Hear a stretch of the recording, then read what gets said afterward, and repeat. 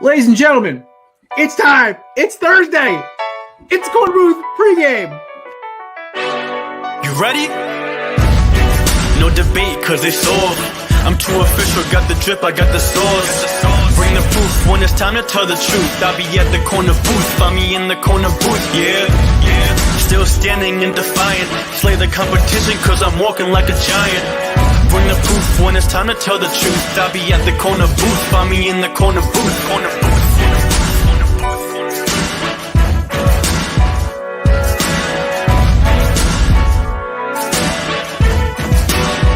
I see might as well.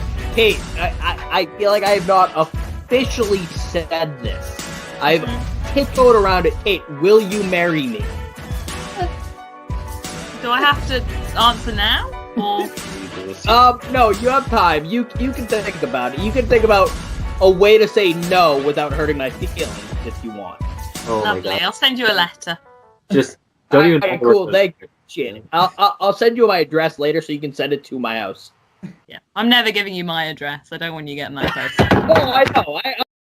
Man, I love that shit. Ladies and gentlemen, welcome to the Korner Booth podcast. I'm your host, Jared Klim, alongside an amazing cast of characters today. We're trying a little new format today, obviously. We're, of course, brought to you by the amazing folks at YeatsOfficial.com. Promo code KornerBooth for 10% off. Joining me first, of course, my sidekick from Boston, even though he's graduated to partner from sidekick. So, ladies and gentlemen, my man, Samir. What's up, guys? Hey, look at me. We're doing this around the horn style today, baby. That's how we're doing it. Oh, yeah. All right. And, of course, my other one of the other rookies, my man, Big Wispy, Mr. Matt. What's going on? Samir, I love that shirt. I have the same exact one. You're a dead ass? Whoa? You're dead ass? Oh, yeah. I got it from the show they did in Connecticut in February. Oh, let's go, man. We got some wrestling to talk about for sure. Oh, I'm down. All right. And, of course, back home in Dallas, Texas, no longer in a CIA black site, our resident linebacker, Mr. Grayson, man. And joining us as our guest today, my friend from the High Low podcast, Mr. Kelsey. How you doing, buddy? Doing good. Am I even a guest at this point in time? It's like I'm a recurring character. Well, it's like, here's the problem. It's like, the only person who gets like just reoccurring guest job is McCarthy, because I think his attendance score is higher than half the guys who've been on the show. I think it's higher than JD's. It's definitely higher than Matt's or Grayson's for now, because they've only done about 4 shows total. I think McCarthy's been on the show about 15 times, so I think he gets the only jurisdiction of recurring guest. And I guess Kevin does too, because he's grandfathered into it. But it's going to be it's so funny today. We were talking about the show and everything else, and it's going to be a weird show today because it's an interesting show. Of course, we'll talk about Watson. Yeah, we got some fun stuff. We'll talk about the fact that I saw a hoax story. Might not be a hoax about J.D. McKissick and Mike Davis. We got some jokes about. Let me see. We could talk about a bunch of stuff. We can talk about my man Clay Thompson just showing he's soft as a melted marshmallow. Dude. Actually, can we talk about this soon? Yeah, we'll get started. But first off, we got to say hello to our good friend Beth, who's joining us. Hello, Beth. What up, Beth? Shout out to Beth and her show, Woo Hockey. If you want anything hockey, she's your girl. So, Samir, you get to open the floor. You're the resident Celtics fan. Just start. Go. All right, listen up, guys. Listen up. Because I don't even think I haven't even talked that much since the beginning of the finals, if we're going to be honest. So I'm here to talk some shit right now. Talk your shit. Listen, when the Celtics started this series and took a game off the Warriors, we all knew the Celtics are a better team than them. I think up and down, we might all be able to agree on that. Warriors off a bench, they're very inexperienced. James Wiseman's hurt.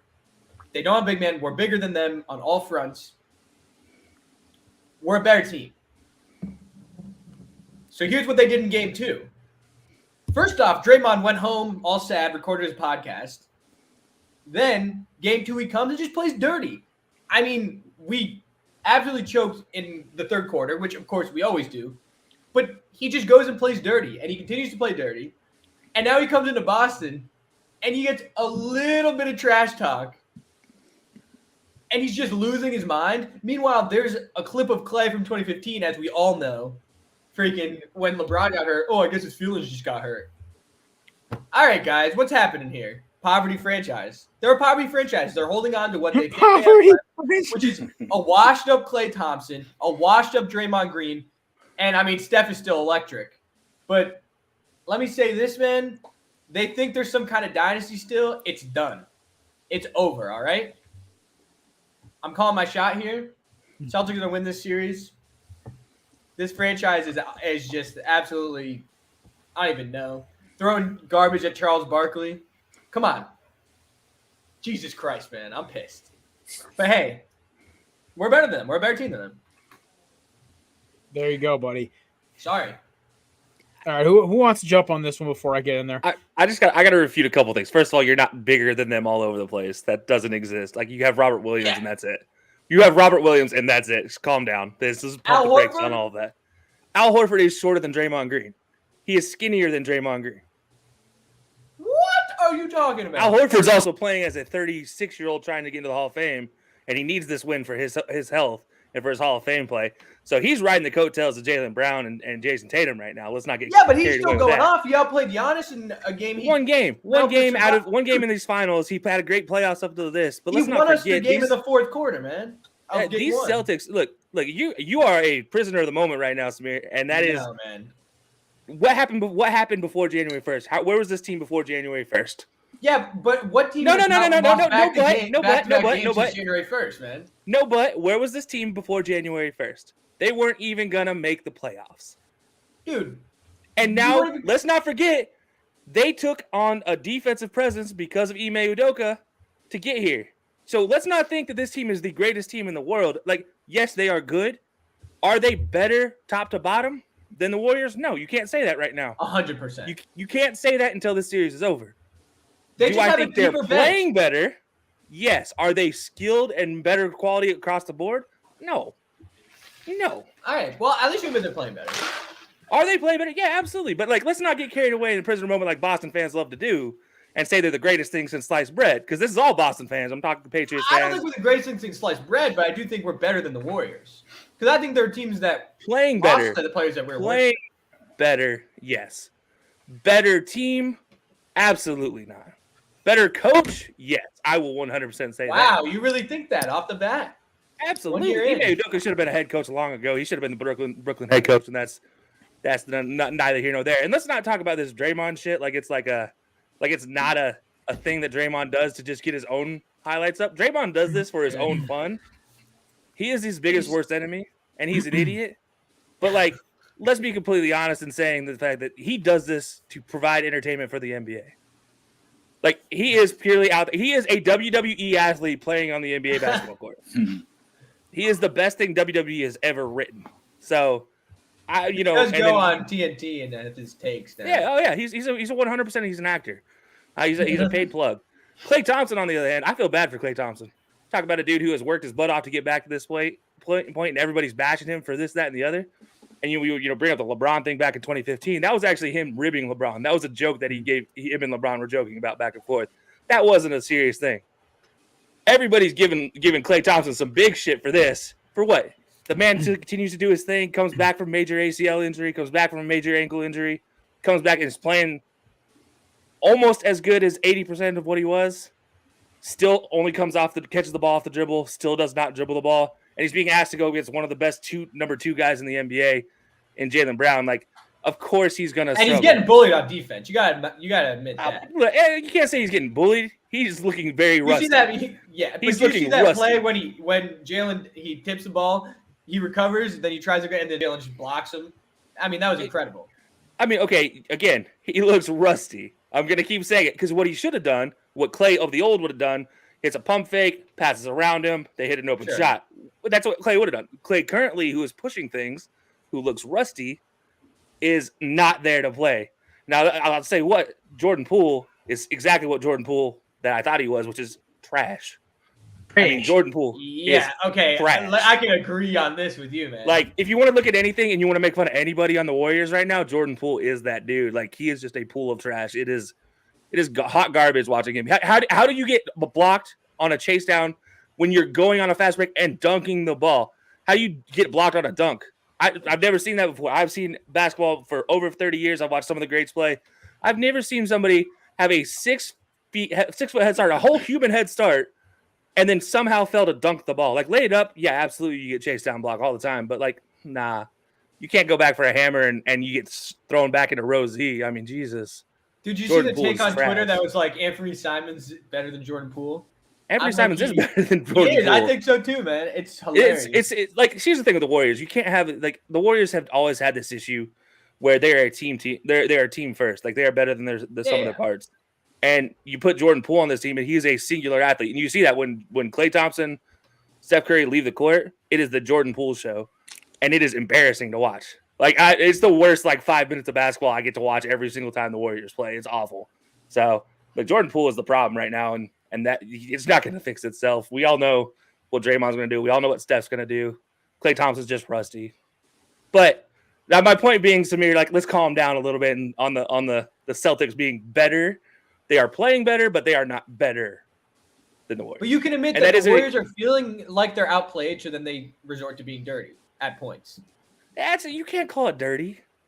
There's not a single thing anybody on that court does that is dirty in today's NBA. Yeah, I mean, those Draymond. Okay, no, Grayson Allen is dirty. Can we just establish that?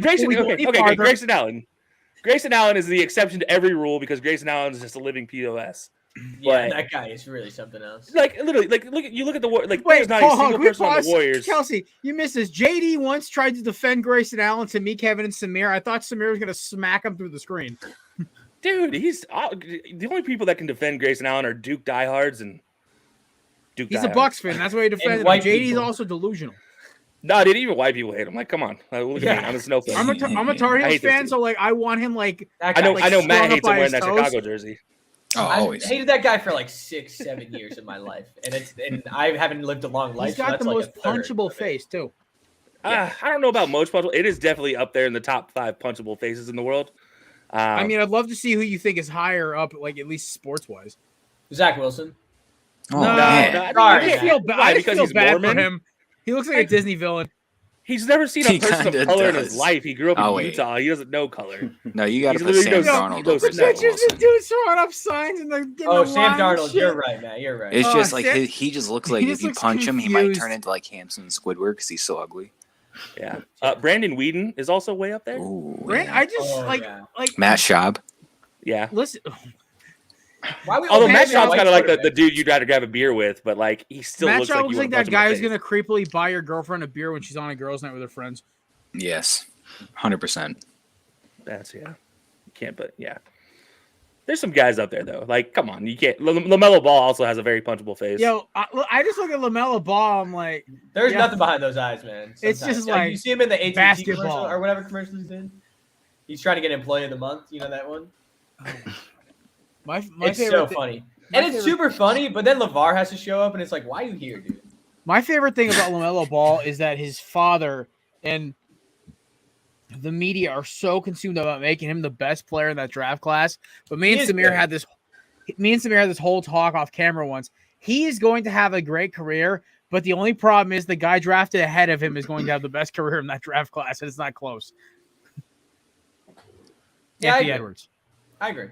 You think? Edwards literally hit I knew Edwards is going to be this dude was going to be a superstar when the dude hit a 3-pointer in LeBron's face and then did like the John Cena running on the court. I'm like, yo, I love this kid. No fear. And the fact that he's the size of a linebacker and then grew 2 Oh, Kelsey's inches. got something to say. Oh, Oh, I'm no, ready. oh yeah, this is like I don't disagree. He's a better dunker. He's a better athlete than LaMelo.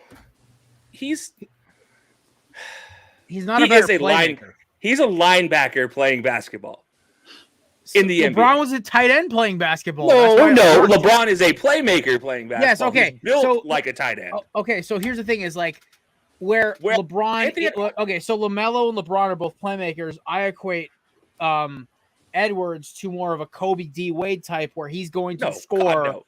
I'm not saying he's going to be there. I'm saying he's that prototype. Now, I Well, don't want to it's be that guy, Jared. I do not want to be that guy, but the numbers I'm not don't lie. comparing that- LaMelo Ball is a I'm saying- 19.7 PER guy, and Anthony Edwards Oh, was fuck 16. off with your saber metrics. But come on. Okay, I hate saying That's like a metrics, but sizable difference. you got to give Samir credit on that one. That one is a fantastic Yeah. pull for the. It's almost as bad as his freaking ex-Woba stat with Aaron Judge. You My you biggest want thing- to compare Anthony Edwards to anybody? You're gonna compare him to Anthony Bennett at UNLV. Yeah, fair Watch enough. your whore mouth. No, no. I didn't say Anthony Bennett in the NBA. I said Anthony Bennett at UNLV. And that is an important distinction because Anthony Bennett at UNLV, you know what he did well? He scored 20 a game, got 10 rebounds by being an athlete and being faster than everybody else on the court and being stronger. The dude was not Here's an what, NBA what player. the difference was. He doesn't to me, know how to play the NBA game. And the fact is, he's an athlete, which is what the NBA caters to today, is because it's all highlights. But they're not actual basketball players. Well, here's the thing: is Anthony Edwards, his game from year 1 to year 2 is why I have the optimism, because his jump from what he was as a rookie for what he is now is like night and day. The dude actually knows how to make plays on the ball, play defense, shoot I mean, LaMelo jumped consistently. too. I know LaMelo jumped too, but the thing is, LaMelo unfortunately is stuck on a team. Charlotte's cursed. They're never gonna win a fucking title. And listen, I'm not And saying Minnesota Minnesota's will ever not. either. Minnesota just got new ownership, a new GM that they like basically paid a Texas ransom for, You're running a and lot they've of got hopes 2 for this. other stars on the team already. I'm saying no, he's they have he is fourth on the pecking order as far as guys that make this team work. It is Cat, it is D'Lo, it is Pat Bev. As much as I hate admitting that, no. I don't and know. it is Anthony Edwards. Anthony Edwards know. does not create his own shot. Anthony Edwards does not play on-ball defense well. What Anthony Edwards does is he plays that zone safety, maybe a middle linebacker and pass coverage role very well. He plays off ball, off possession, and he can read the passing lanes. He doesn't play good on-ball defense. That's what Pat Bev, that's what D'Lo are for. That's why I'm happy they kept that they got Pat Bev for 2 more years on an extension, because if there's anybody who's going to teach this dude how to be a better on-ball defender, it is Pat Bev isn't going to teach anybody anything. Pat Bev is going to teach everybody how to talk. Pat shit. Bev's the only reason they made the playoffs. Do you ever hear this story about how basically Minnesota? Pat Bev is a monster in the locker room. Let's not get it. Here's the thing: is like he's a trash player, though. Well, here's the thing: is Pat Bev also does what he's the perfect fit for Minnesota, because he is the thing that we're trying to teach Cat not to be. Cat needs to just shut his mouth and shoot. I'm not trying to sound like no Fox News anchor. I'm literally saying, like, the second Cat opened his mouth and started doing like this to the crowd in Memphis, we choked it away. And the biggest indicator of what is going to happen in Minnesota over the next 5 years was Game 5. I think that was the game that, Cat has a chance to pull away. They get a 2-point lead, a 4-point lead with 30-something seconds left, game over. Cat takes a stupid shot, tries to drive ISO off an ISO, kicks it off his kneecap, ball gets turned over, they score. Then they score again, and they need Anthony Edwards to hit a freaking haymaker shot from the corner for them to even go to overtime. I will say this about Cat. I want to see Cat finish. That's my biggest problem with Cat. He needs to finish, because in the play-in game, when they needed it most against COVID P, who was the guys who scored? It was D'Lo and Edwards who were the guys who got them through that game, which is scary to think about, that our top 10 or even top 15 player in Cat, at least skill-wise and for his All-NBA ranking this year, couldn't get them into like the playing game because he played like trash because he was talking to the refs so much. It's a whole nother thing. Listen, I get your complaints with Cat. Me and Cat have ourselves. Edwards, I look at Edwards, I see he's like the guy who this episode's named after, T-Mac or Garnett. He's one of those old school guys who just like ignores the refs and just goes out and just hits it. You're talking Lamar Odom and Trevor Ariza. You're not talking T-Mac.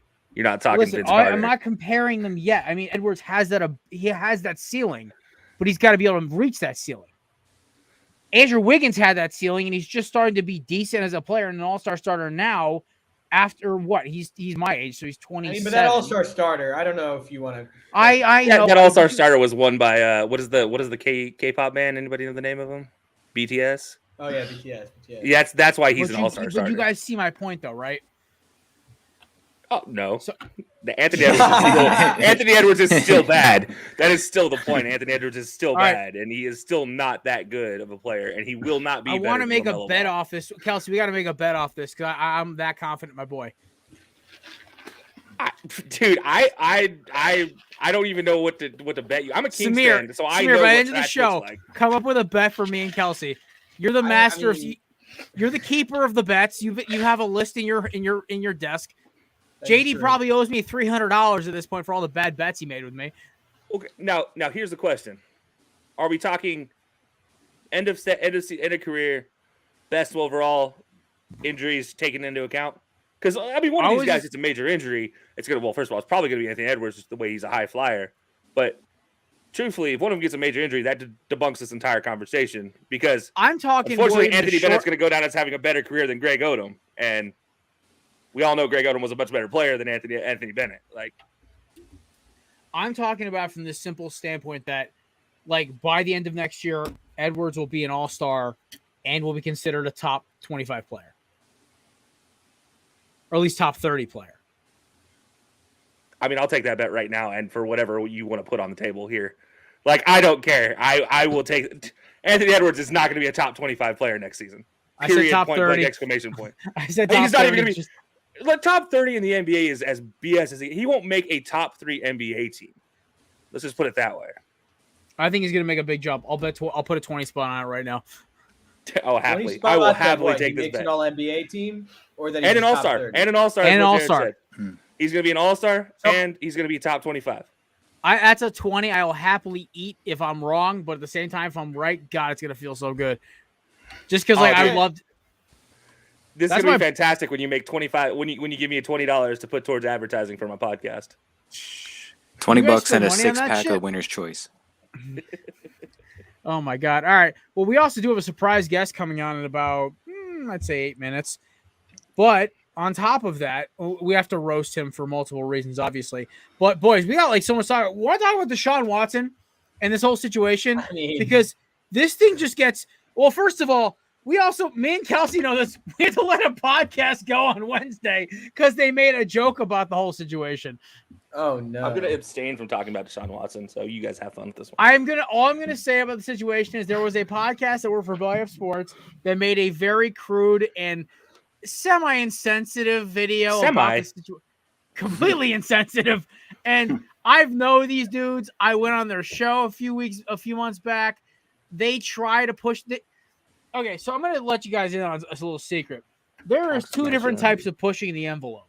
There is what we do and what like scoreboard addicts do is when it's genuine. We are saying things that maybe are a little over the top, but we know where the line is. And then there's just trying way too hard and saying something that makes you come off like a jackass. And that's what this podcast did. So we're not associated with this podcast anymore. But on the Deshaun Watson thing, I will say this. We're not going to talk about the whole thing about the 24th lawsuit. Let's just talk about the Cleveland Browns. We brought this up, I think, 3 times already since Grayson's been hired. Grayson brought up the doomsday scenario that looks like it's coming true more and more. One, Grayson said, what if they throw him on the commissioner's exempt list and then they suspend him next year when he comes back? Which is, you could still do that. I mean, it's like, that's horrifying to think about. Like, he's never going to play again. But it's like, also, I love how the Browns are now trying to find a way out of his contract. Or like they say they can find a way out of his contract. $230 million guaranteed. Yeah, I don't know how the hell they can find a way out. This is the most Cleveland Browns thing of all time. And we talked about this. I don't know what show it was on, but this is the most Cleveland thing of all time. You got to eat that grenade, man. You pissed off Baker. You went all in on Deshaun. Listen, it was consensual, Watson, and now you got to eat that shit grenade. This is the most Cleveland of Cleveland things of all time. Kelsey's shaking his head because he knows I'm right. I'm in Cleveland. Like, let's not forget, I live in Cleveland. Yeah. And I have to deal with this on a daily basis. I know plenty of Cleveland fans. We have a pretty big Cleveland following for our podcast. I constantly have Brown's Twitter rolling on our Twitter page. Like, it's constantly rolling through. And my God, at the number of people who are so ignorant about this concept that he has 24 cases pending in criminal court against him. Not one. Not 2, not in civic court, not in civil, penal court. Like, no, this is criminal cases against this man, and they keep coming out. And people are still like, Nah, he'll still play in the. Dude, this guy is going to be lucky to see a field in 5 years. This guy's This guy's going to be lucky not to see the outside world.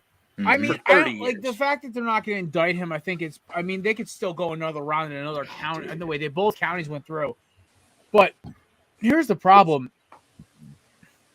the justice system may have slipped up, but the fact there's 24 lawsuits. Yeah, okay. So like I've heard people say like, Jared, don't you think it's a little odd that there's over 24? I'm like, are we also menacing the fact that this was over a stretch of what, like 12 months, and this dude just may have had a bad may have just been a 16 months. 16 months. This dude may just be a full-on degenerate. Like, we don't know what's going on. So so actually they came out with the number 64 appointments with 64 different massage therapists over the 16 months. Holy shit. Like, you go, let's say like you go and get your hair cut, you find a good barber, you stick with that barber. Like, why do you need 64 different massage therapists? I mean, dude, I get a massage every 2 weeks. It's part of my chiropractic care. I get a massage every 2 weeks. You know, I asked my massage therapist this question. I was like, oh, dude, it's the greatest thing ever. First of all, it's amazing. You got it. Yeah, it I've definitely never worth had it. I need him. There's one. Yeah, There's okay. a massage place in town. I gotta go. We're off topic. Let's get back to this. Hold on, because this is important. Because I asked him, like, if I wanted to go every week, would that be okay? Like, yeah, but I mean, any more than once a week, you're starting to get to the point of like you're not doing anything. It's just like working out. If you work out too many times in a week, you're not doing anything. You're just hurting yourself. The same thing with massage because you're breaking down muscle tissue in a massage. So like 64 incidents of it in 16 months. You do the math. That's a lot. That is a lot of different times. And you're, again, it's just like working out. You're breaking down muscle tissues. Like, you're not doing yourself any favors. So, and he's a professional athlete. He gets, plenty of outside help with these things. Mentally speaking, he knows that fact. Yeah. So there's something just a bit fishy about adding 64, appointments. Over like less weird. than six. In less than like what it would be. 128 weeks would be the appropriate way of doing this. Let's ask our half of them weren't licensed in the state of Texas. Oh yeah, exactly. Well, let's ask our Texas resident and resident D1 athlete, Grayson. What are you thinking on this? Like, just this whole. I know you dropped the doomsday theory before, but what, like, now that you got 24 on the market, you feel good about that prediction? You know what? To be honest, I couldn't even tell you anymore. It's just kind of just a shit storm. And, they obviously dropped a lot of money on Deshaun Watson, and they're going to do whatever they can to push him to play, but I just don't see it likely. I don't see it happening. I think he's going to be suspended for really the entire season. It's going to be at least 8 games, if not more. Can I get a Baker Mayfield superhero moment right now? Can I get a Baker Mayfield? Baker Mayfield doesn't play. We have Jacoby Brissett starting for the Browns. No, I want Baker to come back because look, he plays his best football with a chip on his shoulder. Like, I know, but it's come back with the biggest chip on his shoulder and be like, "F you, Cleveland. I'm going to take you to a playoff game, win a playoff game, and then walk. And I'm going to go sign a $130 million contract." I would, you know what? Nothing like this makes me. I used to not be the biggest Baker fan whatsoever. Now I'm becoming a Baker guy because of how bad he got fucked over in this situation. I mean, he didn't know himself. I agree, Jared. Oh no, it's like listen, like, I mean, well, Grayson's from Texas, so you have to hate Baker, obviously. 2, when I look at the whole thing, it's like I kind of stare at this whole thing. I'm like, you know what the worst part about all this is that this man was the first quarterback since I was fucking, I don't know, 10 years old, or not even, no, I was like 6 years old when last time the Cleveland Browns made the playoffs. Kelsey, you were in like at least like elementary school, and it's like, why you gonna date me like that, bro? Bro, you're 4 years older than me? I don't know. Well, either way, it's like, I mean, the guy who's joining us in a second, he's 1,000, so it's like, That's true. So he, I mean, listen, like, and then they just do this guy dirty like that because he has one bad season where he's just beat up and he kept trying to play and help him out. And, I can relate to quarterbacks playing hurt. Carson, interception once, but Baker wasn't just an absolute loser and weasel in the locker room like Wentz was. Like, at least Baker was trying to help.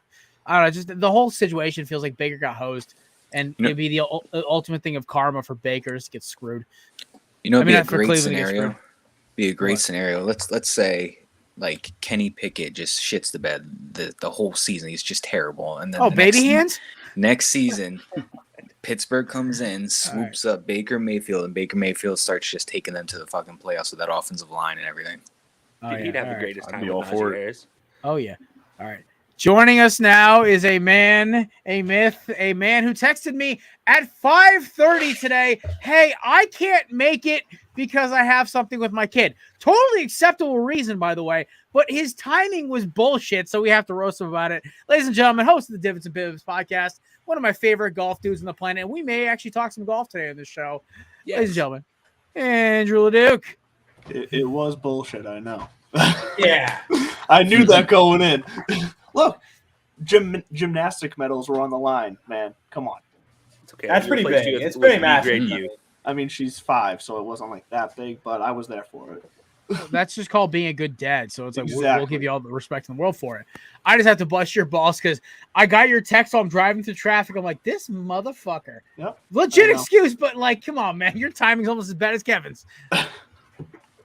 I know, I messed that up. I'm sorry. It's all good. It's okay. I'm We love here. you anyway. Thanks for coming on, pal. No, it's Yeah. okay. I sent the McCarthy signal out, and Ryan goes, yeah, I'm at a birthday party.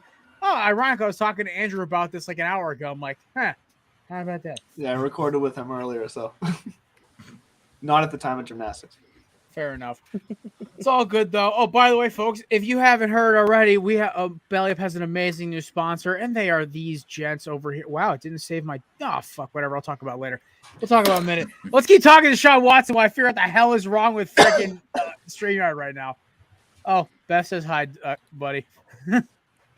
Duck. Beth, convince him to make his last name just an emoji, please. I've been sorry. asking for this forever. I was gonna say, in you've my- been asking for that for a while. In my phone, I just need the last name to be emoji, like just the duck emoji. Yeah, in my phone, Can you literally, do that on it's Leduc with a freaking duck next to it. I can get behind That's all it. I need, man. I have been referred to as ducks all my life, and that's why I go by Mr. Mallard. I try to be the more grown-up version of a duck. It was so funny. One time Samir texted me when you filled in for him. He goes, "Hey, is his thing really like one Mr. Is the real Mr. Mallard?" I'm like, "Yeah." Yeah, somebody else out there already took Mr. Mallard, and I was shocked. Fair enough. the only thing I Sometimes you could think of forget at that the there's a time. real one. Did it happen to be Duck Hodges by any chance? We're speaking about Steelers. That Did it man happen to be him? retired from football, and it makes me so sad. Yeah, but do you see To do why what? he retired from football? Oh yeah, I know. Because his Why? wife is an Olympian and an Olympic athlete. Like, Oh, so he's chill. yeah, he's good. Ah, Like, he's his good. wife won a gold. Oh, He's good. Also, Oh, he nice. he did pretty well for himself as a backup. So I would Sure. take that Mean. lifestyle. maybe. Sure, Not really. he did okay. We all know who he is. Yeah, I mean, that's fair enough. So It'd be Jokes hard on for me us, to I find a guess. room right now where 6 people all together know who I am, so he's still living better than me. Yeah, there you go. I got you. Don't worry, Andrew. Thanks, Well, Kelsey. I guess we all know who we are, and we are 6 people. And you do, and then you counting yourself, and you know who you are, and we all know who you are. So, I mean, not to get off topic here, but you're in a room right now. It's still Oh my somewhat on God. topic because at this point in time, we could get Duck Hodges to come and fill in for the Browns too while we're at it. I mean, he's No, not this busy. This is just what I do. I come in and derail, Jared. That's why you love me. well, I mean, Andrew, we like already we derailed. guys, you all said was I have like really bad ADHD. The fact this show hasn't gone off the rails already is hysterical. The fact that it took Andrew to be the hand grenade that blows this whole train up is fine by me. Like, Yeah, well, at least we started talking about the right topics within 30 minutes of the show starting this time. I mean, like, That's listen, good. Samir has been with me for almost 2.5 years now. He knows and Matt's been best friends with me since like we were freaking 19 years old. My ADHD is legendary at this point. I think Samir just needs to take over hosting duties. He did Yeah, one well- time. He did one time because I was running late for a job, and then And he I quit did the a next good Jared day. impression. And you got a good Jared impression. Damn. I missed Oh, that. I need to hear this. Yeah, exactly. He's gonna get pissed. He gets mad when I do it. He gets mad. Oh, at Jared, shut up and That's get over great it. entertainment. Do it. All right, You guys Samir, ready? Are you fucking up? do it. All right, hold on. I gotta get the character. I'll get into character. Well, while he's getting into character, Baker revival season. That's all I'm asking for one time. Yeah, I heard you guys talking about that while I was backstage, and I agree with you. I'm there. I'm here for it. I do. And I just, want, plus, They just sent it. Ladies and gentlemen, it's time for another episode of the Corner Booth Podcast. I'm here, your resident host, Jared Klim. God, the Eagles, Jesus Christ. Oh my God. But He killed it. He had the ums down, and he was just a He had disappointed the Eagles intro was fan. perfect. That was. The intro was on point. I will give him that. That was great. Thank I you. give you a Then you 9.9 because I can't give you. But then you went off the rails at the end. I was like, all right, let me cut this short so he doesn't No, lose he his was right rating. on spot. I don't think you realize how well he was doing that, though. He even hit the ums in the right intonation for you. Yeah, he did. Fuck out of here. Yeah, take another drink of that shitty beer. What is he? Yingling, Well, baby. Oh, yeah, that's can we what I talk thought it about was. Okay. baseball? Can we talk about baseball, guys? Yeah, my Oh, we Diamondbacks can. won. Woohoo! I want to talk about baseball. Can we talk about the right conversation being held by the wrong freaking umpire? Like the worst Yeah, umpire in the I world to be wanna having talk this about conversation I saw that is like, earlier. I just saw Angel Hernandez on the title screen. I started laughing. Oh This is man, a that fun guy's conversation. terrible. like why is he the one leading this conversation for equality? Like, look, I get it. Yes, the MLB does need to be more open to their managers and front offices and their umpires. But Angel Hernandez is the worst guy to lead this cause because he earns a demotion and never a promotion. Like, he is the number one worst umpire I've ever seen, and he's one of the only umpires in the MLB that you actually know what game he's doing and know exactly what position he's going to be before he ever actually comes out. There's no other umpire that anybody follows other than Angel Hernandez because he's so bad. You know what's hysterical? I've only seen Angel Hernandez call one Diamondback series this year. We must be good if we're not getting Hernandez anymore. Well, the thing is, it always used to be Angel Hernandez. I think it was Don West is the name. I know it's West. I can't remember. I can never remember his first name. Joe It was West. always Joe West. West. Oh boy, Joe West. I don't know who Don West is, so I He have retired. no idea. Joe West retired. Thank God. Yeah, but it was always who's worse, Joe. That guy was on his Angel last Hernandez leg, or Joe West. Now that Joe West is retired, it's easy now. But if you Google like Angel Hernandez, there's all these articles from different dates that just say, "Oh, Angel Hernandez missed 19 calls today. Angel Hernandez missed 16 calls today." And I looked it up, and they said average umpires like accuracy rates about like 94-95%, and Angel Hernandez is at about 88, which isn't like far off. But if everybody else is like 6 to 7% higher than you, like you're pretty bad, and you've been here the longest. You should have a little more of that, veteranship in you. When you're talking about when the pool, like the value of calls that they're doing to get those percentages, that 6% means that's a lot of calls. Yeah. But to get to do that, no, not 6%, that difference, to get you that difference in percent, that's a lot of missed calls. One thing that always resonates with me is Terry Francona one time just rushed him. I forgot what game it was. It was like maybe 2020 or 2019. And he like rushed him, and he just said, like, why is it when anything happens, you're always the one managing the game? And that just fucking saddened me because I look back on like the Kyle Schwarber game, like, and there was like the one where I think this was the one. It was the one where he said like a ball hit somebody or it went out or something like that, and they showed the replay clear as day, didn't do anything, but he wouldn't reverse the call. And it's like, bro, like you clearly botched that. And on replay, whatever you're trying to say happened didn't happen, but he wouldn't change it. Well, that's what's worse than a bad ref is a stubborn bad ref.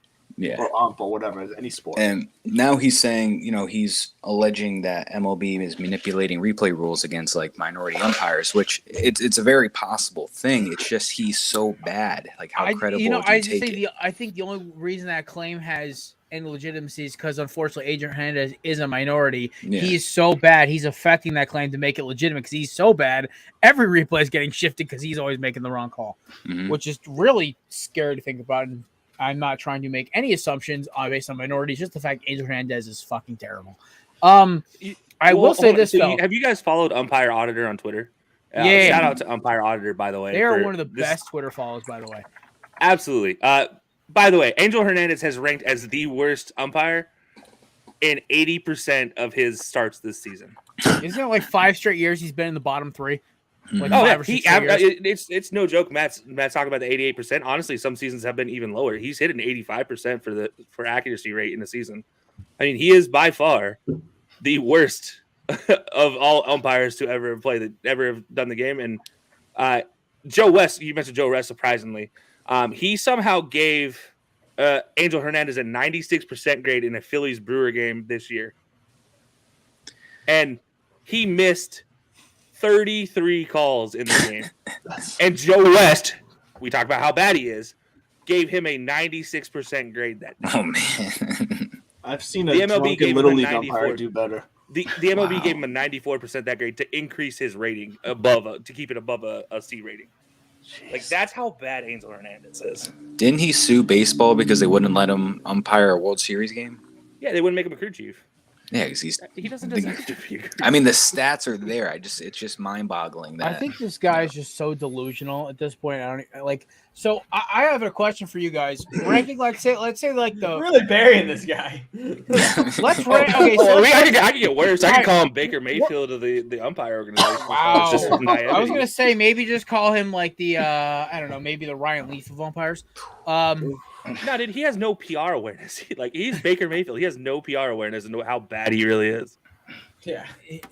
Or how bad his actions. At least make Baker him look. Mayfield had good moments, though. I don't think Angel Hernandez ever had a good But his moment. actions make him look bad. Like, you can't be a linebacker playing quarterback. This doesn't work.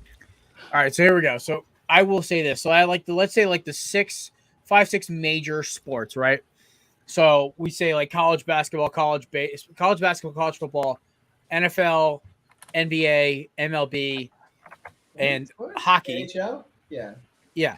Out of those 6 major sports, how do you guys rank the umpires and their performance over the last couple of years? Dude, that is a tough NHL's question. number one, probably. I can go. I'll go right now. NHL's number 1. I never I see bad calls occasionally, but if you see a bad call, I mean, listen, we could ask our resident hockey expert here who's in the comments. She knows an MLB. I wouldn't brag about that, Beth. That's wild.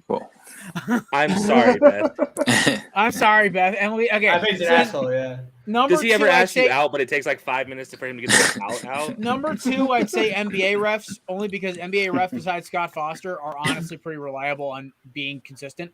Except for these playoffs. Yeah, you know what? Listen, they I don't know if they're number 2, honestly. I gotta give it to like. You know, I gotta give NFL refs aren't as bad as they used to be. They're not. There's no. They're just average. NCAA basketball at number 2. Okay, and I can give you NCAA basketball. Fantastic.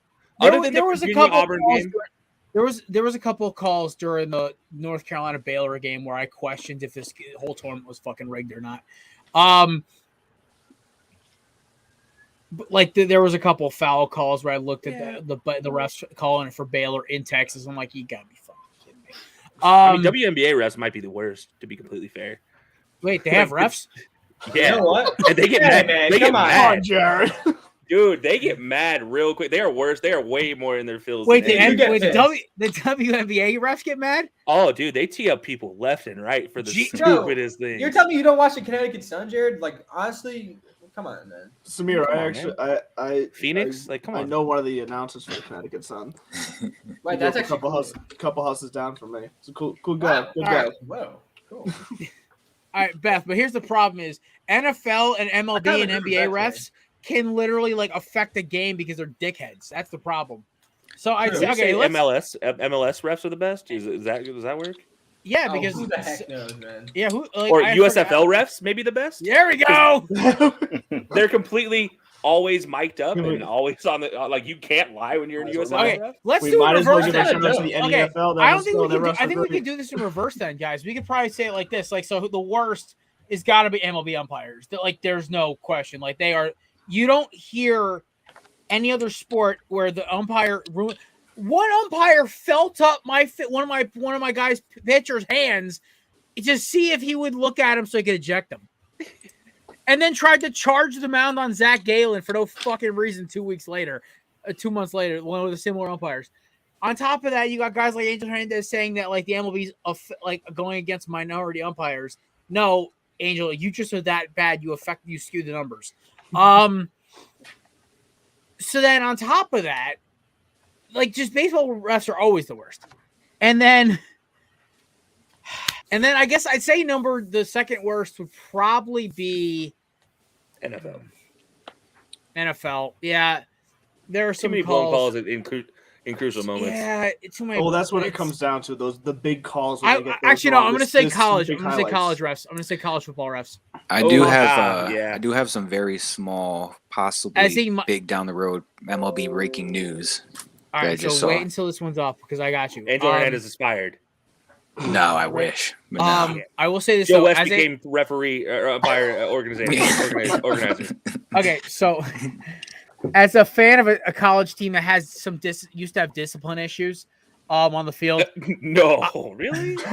I will say it's hard, especially the worst though is anytime in any ACC fan you ask anybody, a Pitt fan, North Carolina State, North Carolina, Miami, anybody in that entire conference, when you play Clemson, the refs are going to give them every damn call regardless of what it is. Mm-hmm. I watched Amari Carter get ejected for hitting Trevor Lawrence square in the chest and Lawrence faking an injury until he was ejected, then getting up and laughing about it in the middle of a game. I was like, I'm watching this. I'm like, is real life? What the hell is this? Have you ever had a concussion, Jared? Yes. Because you start laughing after a concussion. I've been like dazed and confused. He played the whole rest of the game with no concussion the whole time. Kelsey, he passed us. Okay. He got hit in the ribs. He got hit in the ribs. Listen, and there were other there was like one time there was an offsides. There was the 2020 Miami Clemson game will still go down as the worst officiating game I ever saw in my life. And then I watched Clemson versus who was the team they almost lost to this year? Was North Carolina State? Yeah. No, they beat North Carolina State. Beat them. They played some team later in the year. Was it Wake? And the upset was in. It might have been Wake. Yeah, it was Wake. And that game, the last 4 or 5 calls were so bad and so obviously leaning towards Clemson.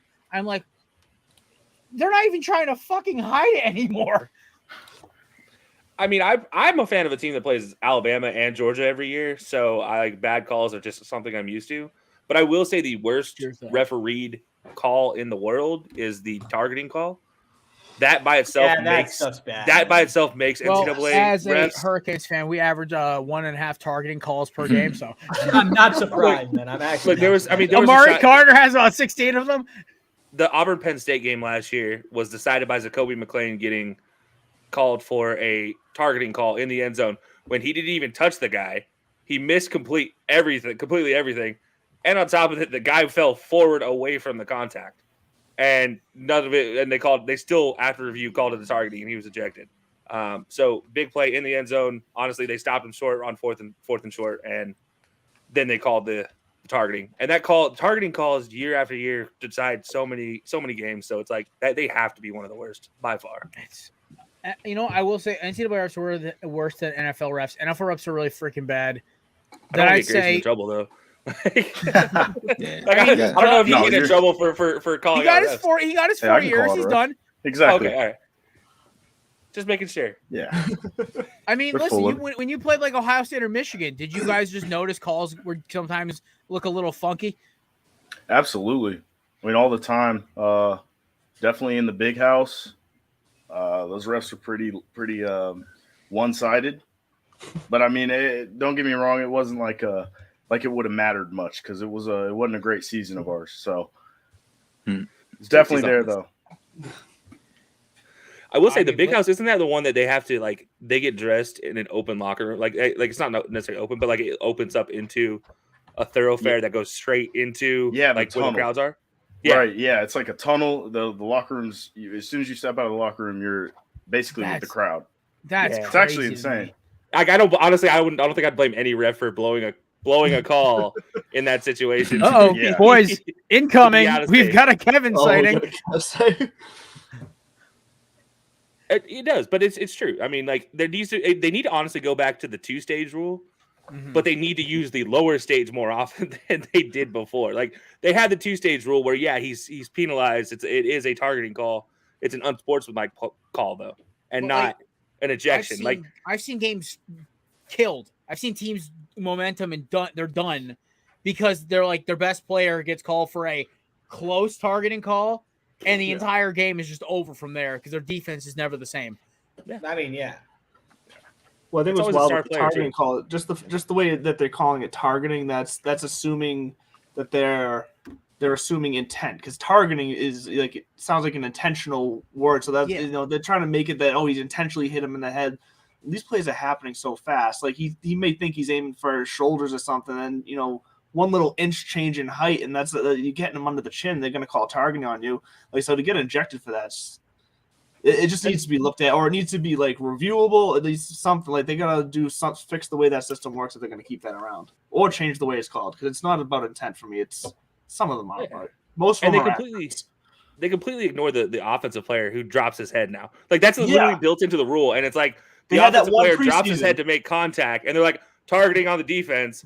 There you go. What was that, like 3 years ago, that preseason where they were calling it on all the running backs? So we were like, this is going to be a weird season. Then they just stopped. The Clemson Ohio State game with Justin Fields getting hit in the side by the linebacker from Clemson, gets hit in the rib cage, squared up in the middle of his body in a playoff game. Like, how do you call that targeting at any way, shape, or form when Justin Fields is spinning away from the contact late, by the way, late spinning away from the contact, and he gets hit in the rib cage? Where's the linebacker supposed to hit him? Like, I don't know. Like, the target box is already small because Justin Fields is tucking and spinning. Like, it's such it's the dumbest rule. That's the dumbest penalty in the world. Agreed. Do you ever notice the fear on the faces of the suspect, the targeter, whenever they're doing the instant replay? Grayson, like, do you ever have any of your teammates get knocked for targeting during games? Oh yeah, at least 3 of them. Did your coaches review it afterwards? I'm just super curious about this one, because I know some of my friends back at Auburn, they did review it when they first initially did it. Do they still review it and like determine like, hey, you didn't actually mess up, so you don't get penalized, like, or like you actually it's a targeting, like we're gonna run you to death? Yeah, I mean the coaches they're definitely, if it wasn't a targeting in their eyes, because there is a lot of that. The refs are kind of like you said with the Fields versus Clemson. Hitting them right in the ribcage. There's just some obvious calls out there that are like, there's no way this is targeting. And our coaches, I mean, they're just like, the refs are going to be the refs. It sucks getting knocked for a game, but I mean, they're never going to come at a guy and penalize him in practice for the following week for that. Thank God. Yeah. They used to, so when they first put the rule in, when I knew some guys still at Auburn, they were still talking about it. Like some of the coaches were like, yeah, you obviously tried to hit him in the head. Like, you're gonna be running like till your legs fall off, type of a situation. And then as the coach changed at Auburn, obviously that's changed. But yeah, no, that's always something I always found funny originally. Oh yeah. Yeah, but I'm gonna be honest with you. I think the NBA refs are the worst, man. They suck. Yeah. MLB is worse to me though. MLB is the worst to me. Like when you're getting threatened every year for like robot umpires, you're terrible at your job. Yeah. NBA Scott Foster. Like honestly, you could, if you just ignore Scott Foster and his crew, honestly, the NBA is a pretty spot on. Pretty solid. Like I give them on a grade scale. Come on. I'm sorry. I've noticed. So this might be. Look, I'm gonna go conspiracy here. Why not? Because why not?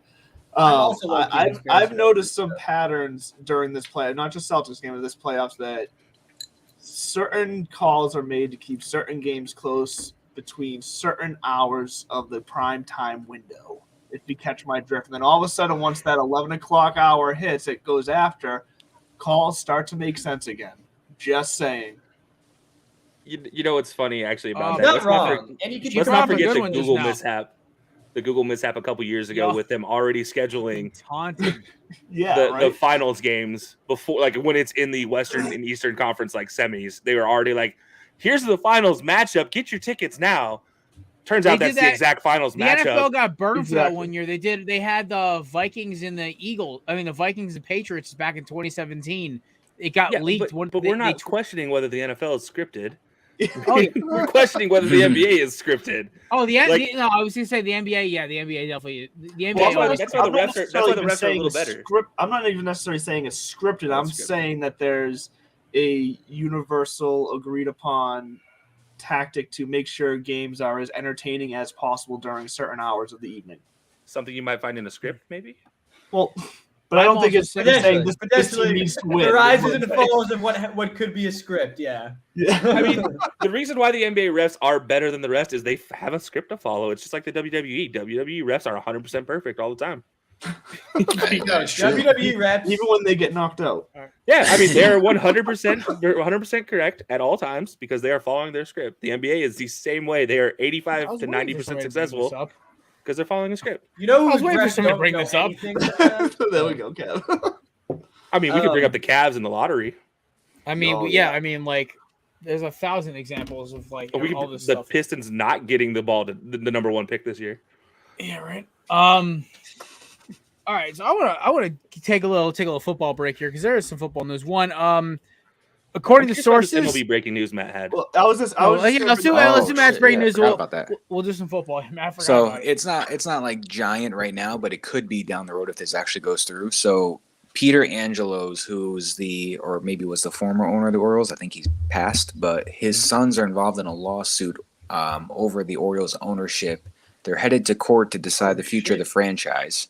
And it has to do with a potential relocation of the Baltimore Orioles to maybe Tennessee. Whoa. The Tennessee Orioles. So you think they're gonna do it in the middle of the night like they did with the Colts? That'd be. I mean, it's. I mean, what's the attendance at a Baltimore Orioles game? Us plus about maybe a high school field trip. Like I love the Orioles game. I love Camden. Camden's gorgeous, but the problem is, it's like great ballpark. Yes, it's gorgeous, but the problem is Baltimore is still kind of. I was just there like a year and a half ago. It's still kind of a dump. No, the problem is Baltimore. The team is a dump. Yeah, the team's. Well, yeah, it doesn't help. Yeah. The only team that anybody cares about in Baltimore right now is unfortunately the Ravens. I'm pretty sure. Look, if they went to Tennessee, they went to Nashville. I'm assuming that's where they would be going.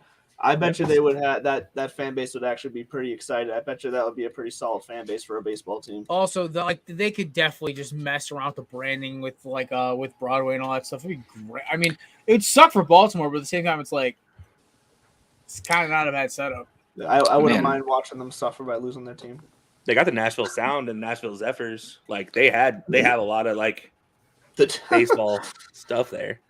But Put the stadium on a flatbed, close the highway down, put an oversized load on it, drive it down to Tennessee, find an open spot of land, and just fucking plop it right there. There's a perfect spot right now. Thank you, Patrick Starr. Let's take Camden Yards and move it somewhere else.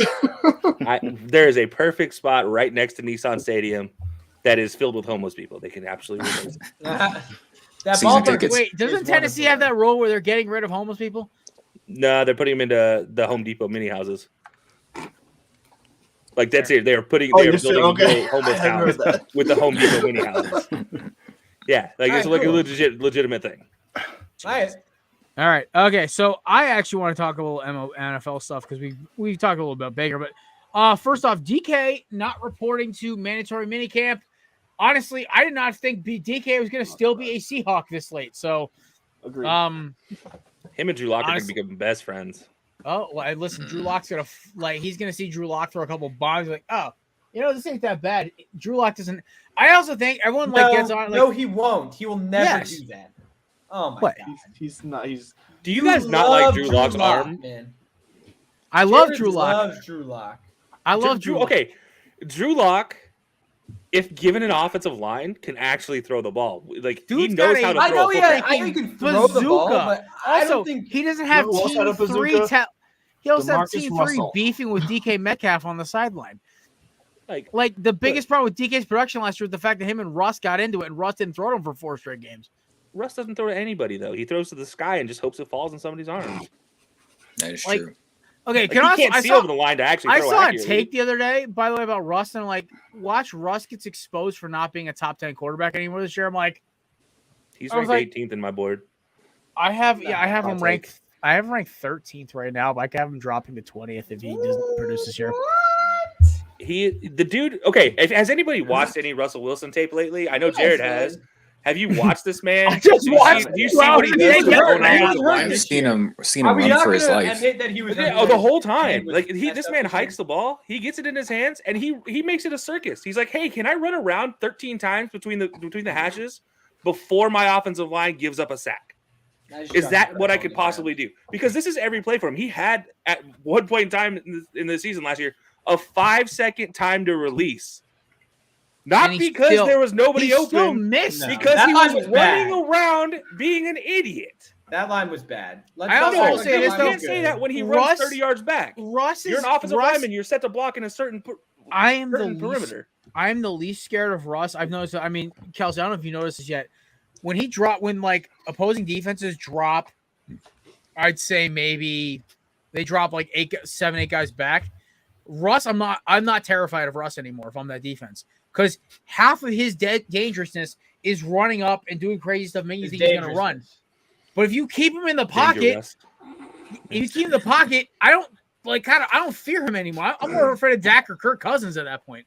Because they live in the pocket. There's like it's now. I don't know if I'm more afraid. I don't know if I'm I just ever think afraid it's like of Kirk it's the Cousins same or the level. Black I'll Person. give you Kirk Dak. Cousins. Kirk, that's a reach. okay. Maybe Kirk Cousins is pushing, but like Dak, at least with Dak, I know Dak can sit back, take 2 steps in the pocket, and let one loose, and he'll hit his target. With Russ, unless Russ is running like a chicken with his head cut off, I don't think he's gonna hit his target half the time. Well, if Dak, this is pre-ankle injury, yes, I'm worried about Dak actually doing something. But Dak is a pocket passer now and does not leave the pocket for anything. Well, even I don't mind. Like Dak in the pocket's still a solid, good quarterback. Yeah, sure. Yeah, if you say so. As a Cowboys fan, I highly disagree. Listen, I would rather have him than the guy who the Commanders are charging out this year. So, well, I mean, yeah, absolutely. Everybody is better than Carson Wentz. He should be ranked 32nd out of 32nd for everybody. He should be ranked. But I think Geno Smith was 32nd. Wait, you hear that? You hear that, Jared? That means Carson Daniel Wentz. Jones is better than Carson Wentz, man. you know what? He if is. you play for Washington, you automatically get -7 spots anyway. So there you go. Well, no. Look, Daniel Jones can run the ball. Carson Wentz just stands there and flicks it left-handed to the defense. Can we talk about the tragedy that has been Twice Daniel in a Jones' season. career because of his coaching staff? The kid Oh showed my promise god! his You know first what the year. worst part? Dude. Okay, so The kid showed Watching promise his Daniel- first year. okay. He got destroyed. okay, so Kelsey, you got to do like a football like film like review show because I swear to God, I'm always down. I know, because like you and me, I want to know your opinion on Daniel Jones because honestly, I watched him on tape, but like I had a guy who's a Chargers fan who like he's from New Zealand, right? And he watches way too much football because he has an NFL Game Pass, whatever. So he watches Well, games. I mean, on in the New flights. Zealand, you get to watch everything, and you don't get blackouts. Yeah, exactly. So he's watching. He goes. I want to ask you a question. You say you're a film guy, right? I look at the kid. I'm like, yeah. And he goes, do you ever notice that Daniel Jones looks like a freaking kid with a blank stare when he's facing coverage with no rush? I'm like, Jesus Christ. And I'm like, and I looked at it again. He's like, I got home that night and I was watching. I was a little inebriated, but I was like, you look at him, he just kind of stares. There's no head movement. There's nothing. He just stares. And after 5 seconds, he runs. Going back to that punchable face thing, he's definitely one. Exactly. Yeah, thank you. Yeah, he is definitely a top 10. But I just want to Samir's conversation about Russell here. Yeah. I gotta like Samir. I don't know. As a former offensive lineman, I gotta tell you, like, you're told when you're building your blocking schemes, this guy is going to be within this 5-yard period at this step. And when Russell Wilson is an extra 10 yards behind that step, your defensive lineman goes from making a move like this to making a move like this. And if you're set to block a certain way, I don't care how good you are. You can be the best left tackle in the world. If your man goes from running at you in a 90-degree angle to cutting and jumping that way in a 45-degree angle, you're going to be like, I don't know what to do. There goes my plant foot, there goes my base, there goes my anchor. Everything is gone, and now I'm just running to try to keep up with a more athletic, faster guy, and also you can't do it. Holding calls, too. Oh, absolutely. Like, that's what's going to happen. Yeah. And so Russell Wilson's biggest problem, he doesn't know how to actually do a 5 to 7 step drop. His 5 to 7 step drop is a 15 to 17 step drop. And I wish I was kidding, but he actually does the 5 steps, and then it's like a shuffle, wait, shuffle, throw. So this is why somebody asked me this during the offseason, like, hey, if the Eagles went for Russell Wilson, I'm like, I mean, yeah, he's a superstar, but it's like at the same time, it's like, how much more of the Russell Wilson experience am I going to get before he just becomes a freaking pain in my ass? I'd rather a quarterback, like, listen, like, I'm not saying Jalen Hurts is even top 15 right now. I'd love for him to be, obviously. But when I look at Jalen Hurts, like, at least when he's in the pocket, he's staying until he's got to go. Because he'd rather throw the ball and not have to take a hit when he's running. You could see that when he drops back. Where with Russell, I think him and even Mahomes does this a lot too. I'm curious who Mahomes does now that Tyreek's not there anymore. Because he can't just run around for 5 minutes and chuck the ball up in a mile in the air and see what happens. He still has Travis Kelce to get open at the 10-yard six, though. I know, but like now you don't have Tyreek to take the entire coverage back 30 yards. So that flag route's not always going to be open over the top now. So you guys say that he just throws it up. He just throws it up, right? Who, Russ? I think they were making a Yes, height joke. Oh, I mean, no, like legitimately, he throws the ball like it is a rainbow when he throws it up. Like when there's no questioning that. targets a receiver, he throws accurately 78.4% of attempts. But we're not talking That's about third that. in I'm the talking league. about the fact he throws a Teddy moon ball. Bridgewater and Kirk Cousins, who you would both say are accurate passers, even hyper accurate passers, would be that way. But not only does he provide it's a that, joke. he provides a deep threat, a deep Best ball threat. backup because in football, baby. He's a top 3 deep ball threat in the league as well, and he can range outside of the pocket. Now I understand he does dance around a little bit too much, but when he does that, it's because he's making magic. Because What is his statistics under 15 yards? I know you have the page pulled up, so what is his statistics under 15 yards? Samir's face just shifted. Yeah, I saw He the eyes. was accurate. Hold on. It's He ranked like the thing third is, in. No. What is the actual stat? There's no under 15 yards. There's But- 20. So under 20 to Find it. 25.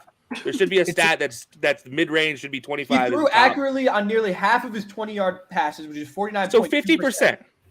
So 50% for a professional quarterback under 25 That's yards is what you just third said. in the league. 50%. That's third in the league. League average of accuracy is 66%. He is 50. 20-plus yard percent. passes. You understand 20-plus we're yard throwing passes. under. We're talking I under don't care that. about, dude. I want underneath. And the reason why I want underneath that because shit. those are based off of timing, and there is no Russell Wilson timing. That is the difference between Russell Wilson between a good quarterback and the good quarterback he was a game manager, and I swear to God, I will die on this hill. Russell Wilson, game manager, is a 20 times better player than Russell Wilson.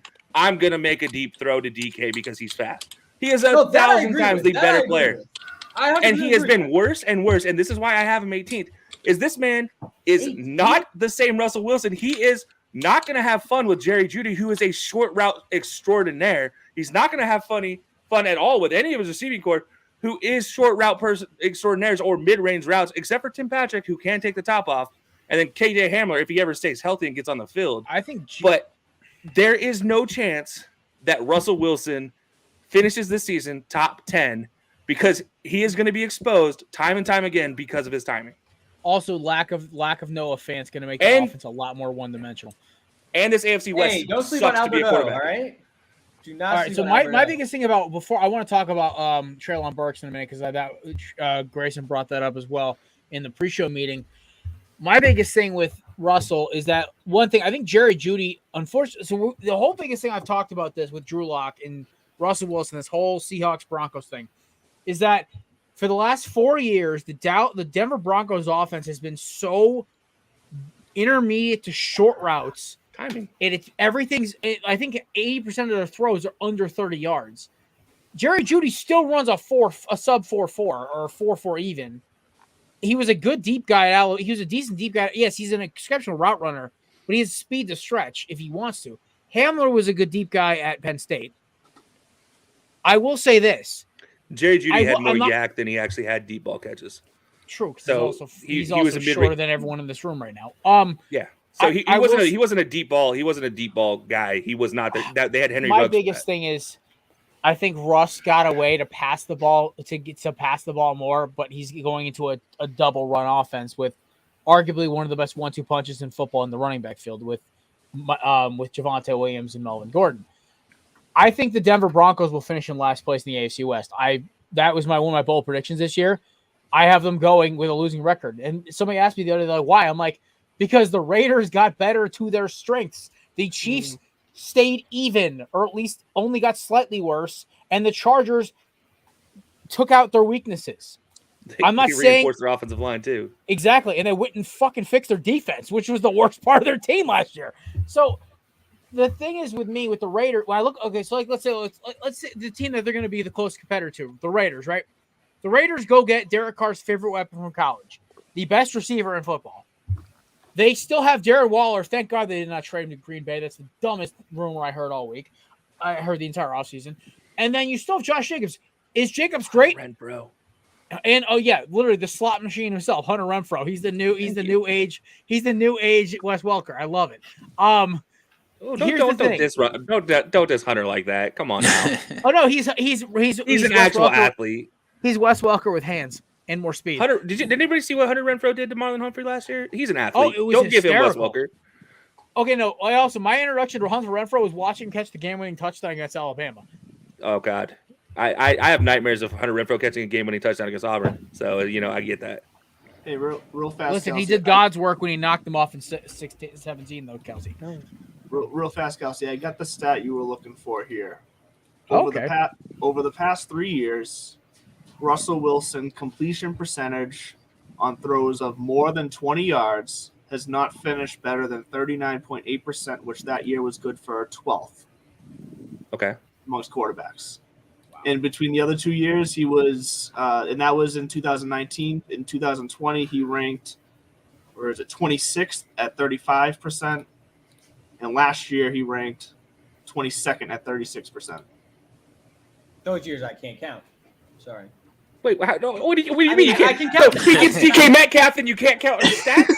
Okay, DK. I would say not a DK Metcalf was a top receiver in I those can't years. count it. Why? Because he's got DK Metcalf. Like Andrew just single-handedly blew up your entire stat about him being a deep threat in just 10 words. Now I will say God. before those 3 years, the years prior to the last 3 years, when he threw to Tyler was Lockett, years who he has a five. he has a mental Doug mental Baldwin acuity and Jervain Kearse and all those dudes. But you understand, Andrew said he's top 5 in the years before 2019, 2020, 2021, in which the Seahawks were exceedingly worse than they have always been. What was the difference? Offensive Samir, line what has was the gotten difference, much though? worse. What was the difference between Offensive those 3 line. years? No, They always had a bad no, line. it wasn't. No, the difference is they got Their DK last good Metcalf. O-line was and when Max Russ Unger fell was in the love. center.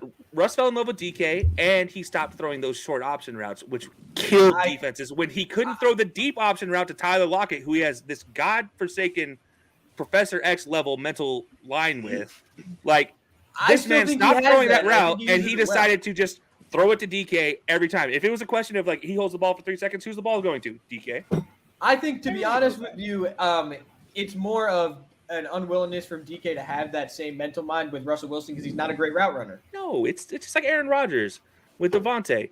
Aaron Rodgers would only throw the ball deep to Devontae. I do not think so. He would literally throw the ball out of bounds and short if he's not throwing it to Devontae. It's the same thing as with Russell. I want to circle this quick thing back. This is like one of the things like why I think DK. Well, we're talking about DK Metcalf not showing up. I think DK will like Drew Lock because Drew Lock has one thing he's good at, Kelsey. You know that's what it is. He can throw the ball through the side of a barn. It's like he just throws the ball. He doesn't care. He just throws it. You know what? A guy like DK who can run 1,000 miles an hour at 6'3", 230 pounds. Are you kidding me? It's a dream come true. Honestly, I think like Pete Carroll might be he a made mad Beckham Green. If anybody doesn't know, or Green Beckham, if anybody doesn't know, a actual NFL draftee. Yeah, for my Philadelphia Eagles, played a year and a half before I got arrested. Dorial Green Beckham. Yep. DGB, baby! That's what Drew Lock did in his career. What does Russell Wilson do? He's played shortstop and married Sierra, which, by the way, two fantastic things. But, really, they're not the things he's known as a professional for. All right. So he's also known as throwing a pick on the goal line because he's one-handed. I think Seattle is going to quietly win 7 games this year because they're gonna be chucking the ball. No, they're gonna stink, man. That team's horrible. That team's that's crazy. Crazy, man. I think 7 games. I think 7 games. They're gonna finish with the same amount of wins and losses they did last year. I think they're gonna. That's absurd. I think still have an easy schedule. They have an easy schedule and they're gonna score a lot of points because the league. Because Locke, this is all hinging on if Locke beats out Geno Smith. Geno Smith starts are going to finish with 3 wins. Shout out to the glass jaw himself. Hold on. Are we really crediting Drew Lock being a 4-win differential quarterback here? Yes. This stuff has happened for this team. Yes. Because of let's not forget also have Noah Fant, who is one of the best vertical tight ends in the young vertical tight ends in the league right now. I love Noah. But who can't stay healthy though? But it's okay because now he's in Seattle and they have all those weird voodoo medicines. Yeah. But they don't use their tight ends in Seattle, really. Well, no. Russell doesn't use his tight ends. That is true. That is true. That's why they didn't care they got rid of Fant. Drew Lock was too busy getting sacked to use his tight ends in Denver. So you want to talk about a bad line? Go talk about Denver. I want to talk about this quick because this pertains to my this kind of pertains to my birds a little bit indirectly. Of course it does. Shut the fuck up, Kelsey. All right, great. Treylon Burks has been struggling, guys. And so the man that they traded AJ Brown for, I love Treylon Burks coming out of school. He was one of my favorite. Like, I think he's gonna be one of my underrated receivers. And so the official reports. This is what our man Grayson threw in the group chat. I guess was reported.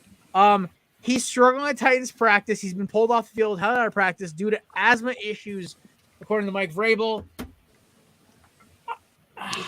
I didn't hear anything about asthma issues in college, so Right. According to the Titans, they knew about this when they drafted him. I think Yeah, they do the the background check. playbook.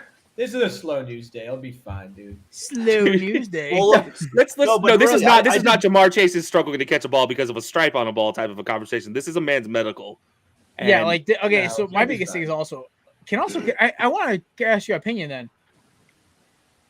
Am I off base by saying the Titans could be a mid to lower franchise this year?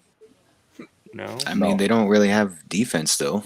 Yeah, They have a Like, your marginal biggest needs quarterback. you don't address. So I'm going to set the line. All right, so we're going to do our first round before we hit into we're going to jump into corner They with won't win the dartboard about division. 2-3 minutes, right? We're going to set the over under. I'm going to put the over under for wins at 8. For Push. Tennessee Titans. I'm gonna say push. I'm gonna say right at Is 8. it push? Yeah, Yeah, I say agree. push. They have 4 easy wins I in may the have hit the division. line perfectly at 8. you might Okay. have hit it perfectly, sir. So here's my thing, right? So I look at the AFC South.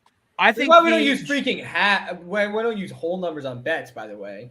Yeah, it's gotta be like That's the 7.5. thing that you preach. fine, 8.5. We'll take the under. Oh, then Fuck, under, yeah. Jesus. Oh yeah, under. Yeah, definitely. Okay, take the other day. so all Like, right, that's a so losing record all year.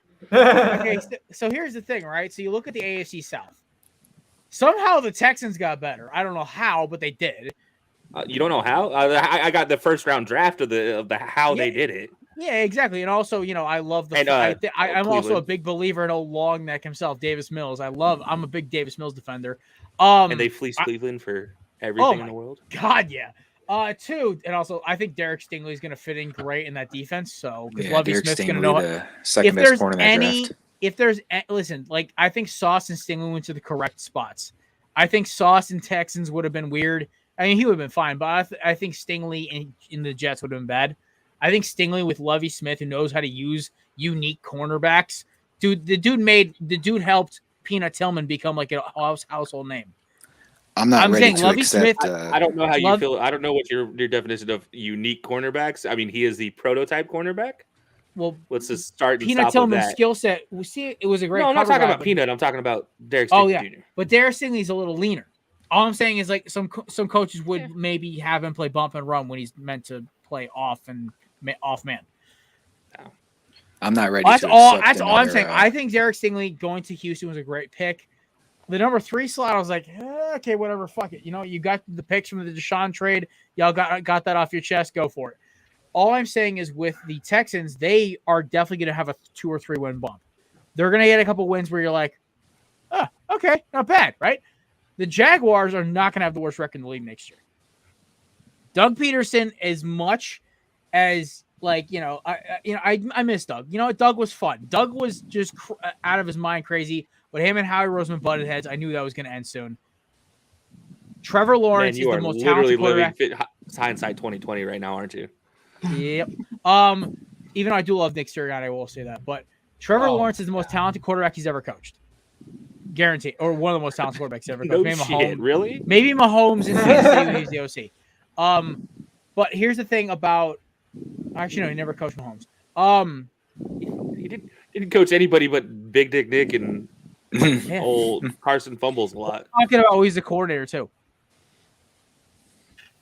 Nobody good. Yeah, it was Alex Smith and Matt Castle. Oh no, sorry. Yeah, never mind. He did coach Alex Smith. Granted, he was the coach that got fired because he made Alex Smith look bad. So I mean, listen, take that for what it's worth. His best we quarterback. got a ring out of it, so I can't complain. But here's a Heisman Trophy finalist. He actually got fired because he could not make the Heisman Trophy finalists look good. So all right, yeah. I don't know how he's gonna do with Trevor Lawrence now. Listen, anything's better than finger up the butt Meyer. So he never did that. He just kicked somebody a lot. Chop pass. What he does in Ohio is what he does in Ohio. It just doesn't count. I mean, it says the Ohio owns that place. All I know is that man could have traded for tattoos and not got. I think the Jags. I think the Jags are up 2-3 wins easily, maybe 4. Yeah. Texans up 2 wins. and the Colts are up 2, 3, 4 wins because you're not going to have Carson Wentz maybe. Carson Wentz on left-handing a ball to the other team, and you're going to actually and like I honestly kind of like their offensive setup. Now they're going to rely on Jonathan Taylor instead of him having like and they're not going to be checking out of runs anymore. I didn't think that was really a thing until there were reports that he actually checked out of runs repeatedly. I was like, Did you not watch the Hard Knocks last season? I watched it last week for the first time, and I'm like, you can see it in the Hard Knocks. He literally checks out of a run 14 times in one of the episodes. Go back and watch the All or Nothing, the 2019 Eagles one for Amazon, and you see the same Wentz. It's the same fucking thing, and I'm like, I didn't watch it until after Wentz got cut. I was like, I got traded. I was like, I defended this guy for how long? Yeah, stupidly. That's sad. Shut up, Samir. All right, ladies and gentlemen.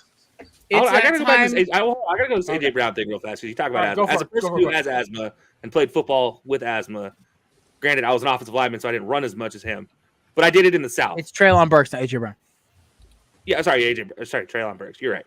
A guy who, by the way, I stated before the draft that is a third-round draft talent, not a first-round pick, and he will not have a great NFL career.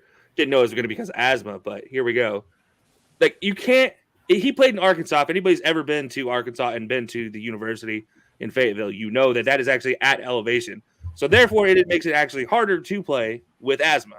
It is also more humid on a daily basis on average than Nashville, Tennessee, where he currently plays at. How is his asthma not a problem at height, at elevation, and with humidity? And then, by the way, not even including him going to Florida to play, him going to South Carolina and having to play them, and all the SEC schools he had to go play. None of those were ever a problem for him. But somehow playing in Nashville, Tennessee, at sea level with 50% humidity on average, it's an issue. How is this, like, as a person with asthma, that dealt with asthma, and in sports, this was never an issue. Like, going to sea level where there was less humidity was the best thing that could ever happen for me. How does that become a thing? I agree with you, Kelsey. I think this might be more of a case of just being significantly out of shape. Those NFL practices, they go fast. There's no question about that. And Burks is a bigger dude. He's basically a linebacker playing receiver. And I don't know, but he's going to have to get in shape if the Titans are going to have any remote success this year. Yeah. Tannehill's a marginal quarterback at best. You know, he showed us that last year with the playoff loss to the Bengals in their home field advantage. 3 horrific picks. Yeah. I mean, you might have Freudian slipped your way into where Treylon Burks might actually need to play, is that's tight end. Like, honestly, you might have just like hit the nail on the head there. He might need to be. Oh, so you think he's gonna be like my boy Arcega-Whiteside when they realize, his best thing he can do is block? No, he's going to be worse. He's still going to be out of the league in 3 to 5 years. Dude. Well, Arcega-Whiteside might be 7 years. Well, actually, no. So but Treylon Burks, if this asthma thing is an issue already, and it's because he's not in shape. I mean, Grayson just talked about it. It's because he's not in shape. We all know that. It's not a question. It's not the asthma that's an issue. It's an excuse. You know the last player that had an excuse? Justin Blackmon. You know what happened to him a year later? He got arrested for marijuana possession. Like 14 times. Let's not forget that man's arrest record. He has more arrests than touchdowns. Like, so many players come out and they use this medical issue as an excuse. But this medical issue never, and the team knew about it. And this is the thing that kills me is the teams always come out and say, "Oh, we knew about it before we drafted." Okay, well, why wasn't it ever a problem in his entire collegiate playing career in different, much worse, much more adverse situations? Fair. Yeah, they're doing their background checks. Like every NFL team knows. Scouting department's on point. All right, ladies and gentlemen. Hold on. I want to make a statement. I think Treylon Burks is going to be good. And you know what? We can scrap the dartboard right now without talk shit right now about Treylon Burks. I think he's going to be a fantastic receiver. I think he's physical. I think he's a receiver that does the job of A.J. Brown very well. I think that trade, if they wanted to not pay the man, which assumed they didn't want to, they were scared of maybe his injuries, sure. They want a guy that has a similar skill set to him. I think Treylon Burks is that guy, and I don't think he'll put A.J. Brown numbers right away, but I will argue that he will be an important wide receiver for the tight ends. For the Titans. My question is when? Freudian slip.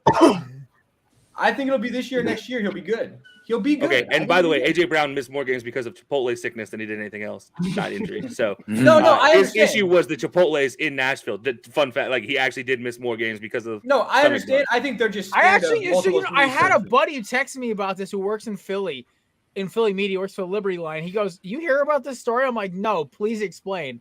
And I didn't believe it until you said it just now. That actually cracked me up. He got sick more from food poisoning at Chipotle. It happened 4 times in his time in Tennessee.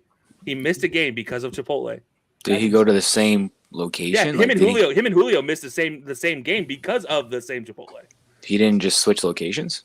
I don't know. There's like 17 in Nashville proper by itself, so who knows? But like, honestly, if you get it 4 times, at that point in time, you just like maybe stop going to Chipotle. Yeah, right. I don't care if there's just stop going. Alrighty, we're moving on. Moses right down the corner, dude. I'm just, you know what? So I have a bet with Jared about next year. I have a bet with Samir about next year. Anthony Edwards and this is going to be now Treylon Burks. Treylon Burks, in Samir's words, in 2 years will be putting up AJ Brown numbers. All right, that's what you said. Is that not what you said? In 2 years. Oh, no, that's what he said. I'm just like, that's not exactly what I said. But if you wanted to be interpreted that way, I asked you when. And you said 1 to 2 I years. said he'd be an important wide receiver for the Titans. Yeah, but I asked you when, and you said 1 to 2 years. So therefore, I would think you're talking. It's AJ Brown. Years. I'm going to give you the length. I'm going to give you the full length of this one because I'm not worried about it. So 2 years for Treylon Burks to be that dude for Tennessee. Okay. I don't think Tennessee gives him the time. Personally, I think Mike Vrabel's out after next year, and Tennessee doesn't give him the time because there's going to be a new head coach, and they're like, "Hey, there's that fat ass at tight end or at receiver. We're going to move him to tight end." That's what's going to happen. Also, there are much better choices in Nashville than Chipotle. Beth just mentioned this. Qdoba's one. Also, Moe's is a 10 times better option in Nashville. Yeah, Moe's is great. Oh yeah, Moe's is my shit. I refuse to go to fucking Chipotle. But you know, there's one in my fucking town I refused. I ate there once and got food poisoning. I was like, "Fuck this, I'm done." So I'm saying, AJ Brown, go get away from Chipotle. I'm also in the Northeast, so I just go to a freaking deli. It's so much faster. It's Some of us don't have that option down south. They don't actually. They don't know what delis are down south. Oh, I got it. Samir, we have gas stations. We moved down south. We open up a New York style deli. Hey, in a gas station. I'd do that. In a gas station, it'll be the most popular place in the world. Fuck yeah! We do that. Hey, we do this. Hey, we do this. Hey, we get the chicken cutlets and shit. Yeah, there we go. All right, ladies and gentlemen, before we get kicked off of Tiki in about 3 minutes, we'll just be still live on YouTube, Facebook, and Twitter. All right, this next segment is brought to you by the amazing people at Canada Dip CBD, official sponsor of Belly Up Podcast and official sponsor of the Corner Booth. Promo code BELLYUP20. What? An official sponsor of not getting cancer. Exactly. I am a guy who used to dip. Kelsey, I don't know if you were as well. You're from the South, so I'd assume you would. Yeah, he's packing a hammer right now. I have at least 3 or 4 of these. I go through maybe a half of 10 of these every 3 days. I love it. It's a great alternative. I have not bought a tin or a pouch of tin or like a little box of pouches in literally probably a month and a half since I discovered these guys. It's the best. Like honestly, right now I got the tangy citrus. It tastes like Starburst. It's amazing. And, it takes a little the edge off. Your joints feel a little better afterward. It's the best. It does not make you drowsy. It's a good alternative to dip. Even if you want the non-CBD ones, I have the spearmint one for non-CBD. It literally tastes like Coke Wintergreen. And for a guy like me, for people who don't know, it's legal in every state. It is not marijuana. It is a CBD. It is completely different. So it is not the same thing as marijuana. I think their best customer is Matt right now. I think he's bought like 1,000 tins from these guys already. I just got my 6-pack after I finished the 2-pack. So far, American Spice is really good. It's that one slaps. It's got that like ginger snap type spice to it, but it's just really good. Yeah, and of course, Canada Dips is the official sponsor of our next segment, everyone's favorite segment, as it's cutting off circulation from my leg. It's time for the Corner Booth dartboard. My board. We have less than 1 minute here, so I just have to say this. Samir, we have as much time as we want. I'm just getting off Tiki in 30 seconds. Oh, okay. Well, hey, everyone on Tiki, listen to me. Draymond Green. You've recorded 17 podcasts. during this playoffs. He's You've also hustling. had 14 games where you've had double digits points or rebounds or assists. Just one of them. Sounds like a Draymond stat line to me. I don't know what you're talking about. It sounds like Draymond stat. How many times he kicked the guy? How many times he kicked the guy in the crotch? That's the real one. Maybe tried to rip Jason Tatum's arm off. You know. Oh, okay. For Celtics fans can't talk about people ripping people's arms off here. What is he, Kelly Olynyk? Oh yeah, exactly. Kelly Olynyk. No, but you did see that. Yeah, we all saw Kelly Olynyk rip a man's arm off. Hey man, twice. Hey, man. And nobody called him dirty. Nobody called him dirty. Nobody called him a cheat. He's dirty, man. We all know that. We called him that. Everybody's gonna call Draymond that. Just because Draymond talks shit. He makes 17 podcasts in a playoff series. Dude, I'm actually how do you get this? Did you go count before this show? No. There was a Stat Muse? Oh, okay, yeah. They made a post. It was really funny. Yeah. Oh my god, I freaking love it. All right, who wants up next on the dartboard? Who's got next to grind? I mean, I'll feed off of that because Draymond Green was going to be one of mine because it was going to be Draymond Green and Klay Thompson. I don't know why.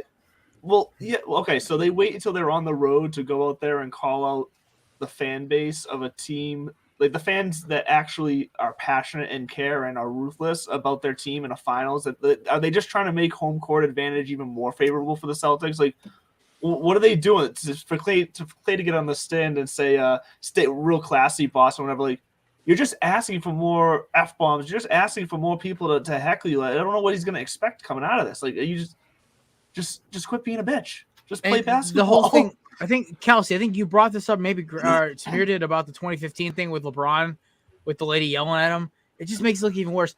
I saw a take today on TikTok. This kid is a sports fan. He had a decent following actually. He goes, the NBA should push for having all the rest of the games in Golden State until Boston cleans up their act. I'm like, do you not know New England at all? Hold on. Actually do that because it's not like you're going to have a home court advantage in Golden State. The new stadium sucks for their fans.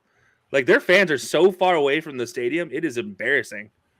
Like, a block in Boston that goes into row 4 is like just touching the benches in Golden State, which is hysterical. I looked at that stadium. I think I got to watch it. I think it was Minnesota played them like mid-season. I watched the stadium for the first time. I was like, that's the new stadium?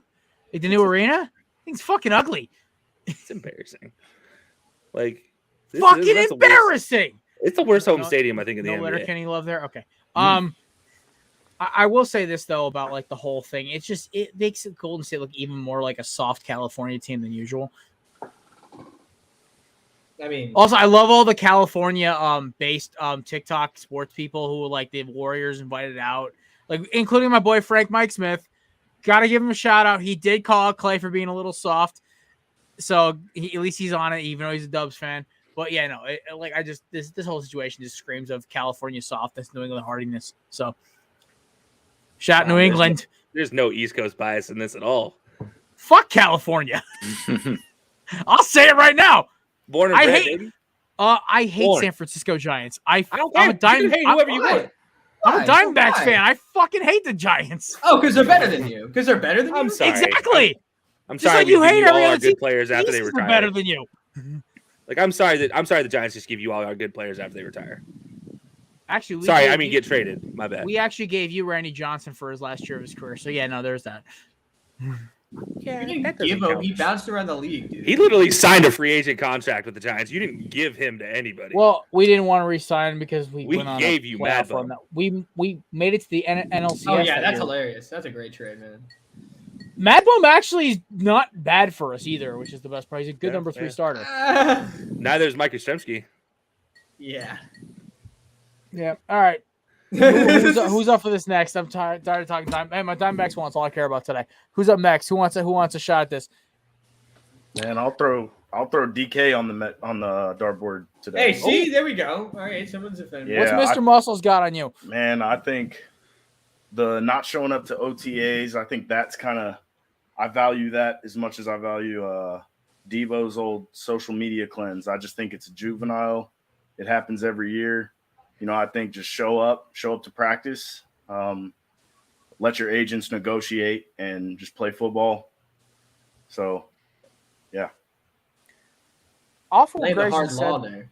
Awful what Grayson said though, because I do agree with him. I think the OTA mini camp is a different story. OTAs don't mean shit, but I think mini camp is real, and it's definitely you should attend, especially as a member, one of the leading members of the team. But like, I find ironic the one player out of all these guys who didn't make a stink during the offseason besides Scary Terry was AJ Brown. AJ Brown got dealt and got an extension. And Debo is still in the Niners, and DK is still in the Seahawks. I just find that a little ironic. The guy who was one of the more quiet ones during the offseason got his deal and got traded. It's just weird. I mean, also then again, that was just also perfect timing because the Titans just basically fleeced themselves on the draft night. But whatever. I find that a little ironic. I think like the receiver tantrum thing, it worked last year for, who was it? Which receiver threw the social media tantrum last year? Which one didn't? Let's Which one did and actually got moved or got a contract? Antonio Brown got moved after throwing. Well, a that tantrum. doesn't count. He's fucking nuts. He just got cut. I mean, but that happened. Yeah, well, he's gotten cut like 15 times. He also has a GTA mustache. Are you talking about Amari with his Blacker Cousins comment? That was still fucking hysterical. I still think that's a 10 out of 10 insult because honestly, like, oh my god, OBJ, my barber's a Cowboys OBJ, fan. She didn't hear this, and I said, "You didn't hear about this?" I showed her the tweet, and she dropped the Clippers. She's like, "What the fuck?" Was it Julio or? Maybe OBJ, no. OBJ, I think is. Yeah. It was OBJ. Yeah, OBJ. But OBJ's was more like the fact that him and Baker just did not. Yeah, but it came out through social media. It did. So, it OBJ's worked. dad, yeah. But, so here's the thing about the whole Debo thing. Debo had that whole video with Miss Precious, his stepmother or whatever, and AJ Brown was on the phone in the background. And, of course, AJ is the one who actually got his shit moved. I just find it all ironic. I don't know. Kelsey, who are you putting up here today? I'm putting the entire PGA Tour organization on blast. Andrew, you got your shot, brother. Look, man. You cannot take your ball and run home when there's a rival organization coming about. I don't care. Like if anybody wants to talk politics. That's fine. But golfers are not politicians. Amen, I don't care what they do. If Graham McDowell said it best. If golfers were to try to do politics in every place they played, they would never golf.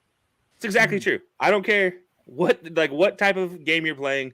If you want to take your ball and go home, that's fine. Don't be an organization anymore.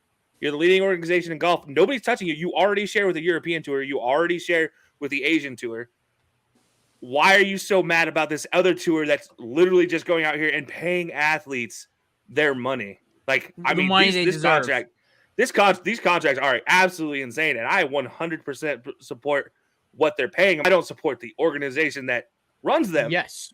But I support what they're paying for these athletes. And you know what? To each their own. That if they go or they don't. Obviously, Tiger turned down a $1 billion contract reportedly. But like Phil Mickelson going, Dustin Johnson going, have fun, guys. I am all for these guys. It. I had to explain this to my dad the other day. He's like, "What?" He's like, "Oh, it's Saudi Arabia." I'm like, "Dad, do you understand how golfers make money?" And he goes, "No." I'm like, "Dad, they only make money if they win money or the sponsorships." Yeah, and then I think if they play X amount of tournaments, right, Andrew, they get like a $50,000 bonus or whatever it is. Yeah, I mean, I'm sure this bonus is built in. I don't know the exact thing, but it's very make the cuts small though. But like they pay for all their food, they pay for all their travel, they pay for caddies, everything, right? It's not like the NFL where 80% of your shit's paid for game stuff. Mm-hmm. So I am all for these golfers making money, and screw the PGA for being a bunch of babies. Yeah, it's hilarious to me. It is literally the situation like somebody just tattled on you during recess, and so you're gonna take your ball and go home. Like that's what this is, and it's embarrassing for the PGA. They got away with it in the '90s with Greg Norman. And they got away with it through decades by not allowing a black professional until Tiger Woods. Yeah. So the thing was. Yeah, it's like the PGA is one of the worst organizations in sports. They're bullies. They've always been relying on their connections in DC and everything else to make everything legal. But that's what they did in the 90s with Norman when Norman tried to do his own little side thing. Yes, Greg Norman not the most likable golfer, obviously, but they basically went to DC and used lobbyists and lawyers to shut his whole thing down and make it basically not feasible to do a separate golf league. So it's just I'm happy the PGA is getting their they're getting their lunch money handed to them a little bit. I'll It's even about add in time. the Michelle Wee thing too. When Michelle Wee wanted to play golf with the men, this is the exact same playbook they used then. They're going to take him to court. That's not going to work. So they're going to play the public opinion. That didn't work because Michelle Wee was a freaking darling. And then they're like, all right, well, we have no recourse. We have to let them play, even though they tried to ban her from every single possible tournament. But the majors weren't having it. The majors said, no, we're going to let our players play. Like, we don't care. And that's the thing, is the PGA Tour never had the support of the majors. And so them taking the ball and going home is just a whole other thing. And also this Saudi thing with the Saudi money. Anybody who watches soccer has dealt with a Saudi owner owning some sort of soccer professional team. Like, it is literally, they own all the best teams in the world. And let's also be honest. I can guarantee out of the 4 major sports in the NFL, there's at least 1 or 2 owners that money's been made a little sketchy. Okay, let's not try to act like it's... No. Well, that's a fucking layup. I was going to give you a little harder. Robert Kraft, the owner of the anybody, like Jerry Jones, like, take your pick. Everybody is crooked. Nobody's straight about this. It's called making money the easy way. Either way, I'm totally on board with this. Andrew, any comments on this before I let the rest of the boys get their dartboards in? I think you nailed it, Kelsey.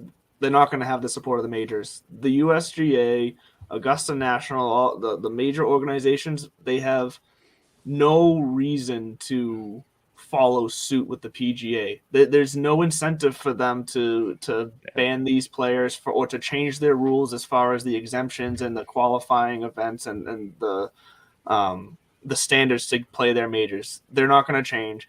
They're going to say this is your fight to fight. We're going to do our thing. You do whatever you want, but PGA, you're on your own. And the PGA will find a way to coexist because they're going to be forced to. Because I don't know if you watched any of the first round coverage of the Live today. It's very user friendly. Yeah, very user friendly. But no, second nomination for the board, by the way, Jared, because you did not make a smaller board yet. I got other shit to do, man. Fuck off. I kind of enjoy the fact that I basically have to do a lat raise every time I pick this thing up, man. Until you hold it on your leg for 30 minutes and have to go to the hospital afterwards because you have no feeling. I mean, it hasn't gone black and blue yet, so I think we're okay. All right, who hasn't gone yet before I do that? I think Matt hasn't gone. Yeah, I haven't gone yet. Besides the fact that since we started this segment, Garrett Cole has given up 3 back-to-back solo home runs to Reyes, Buxton, and Correa. I'm going to stick with baseball. Go a little different, and we're going to go Tony La Russa. Man, that guy's stupid. That dinosaur still alive? Yeah, he's managing a mid-team right now. So he shouldn't be a mid-team.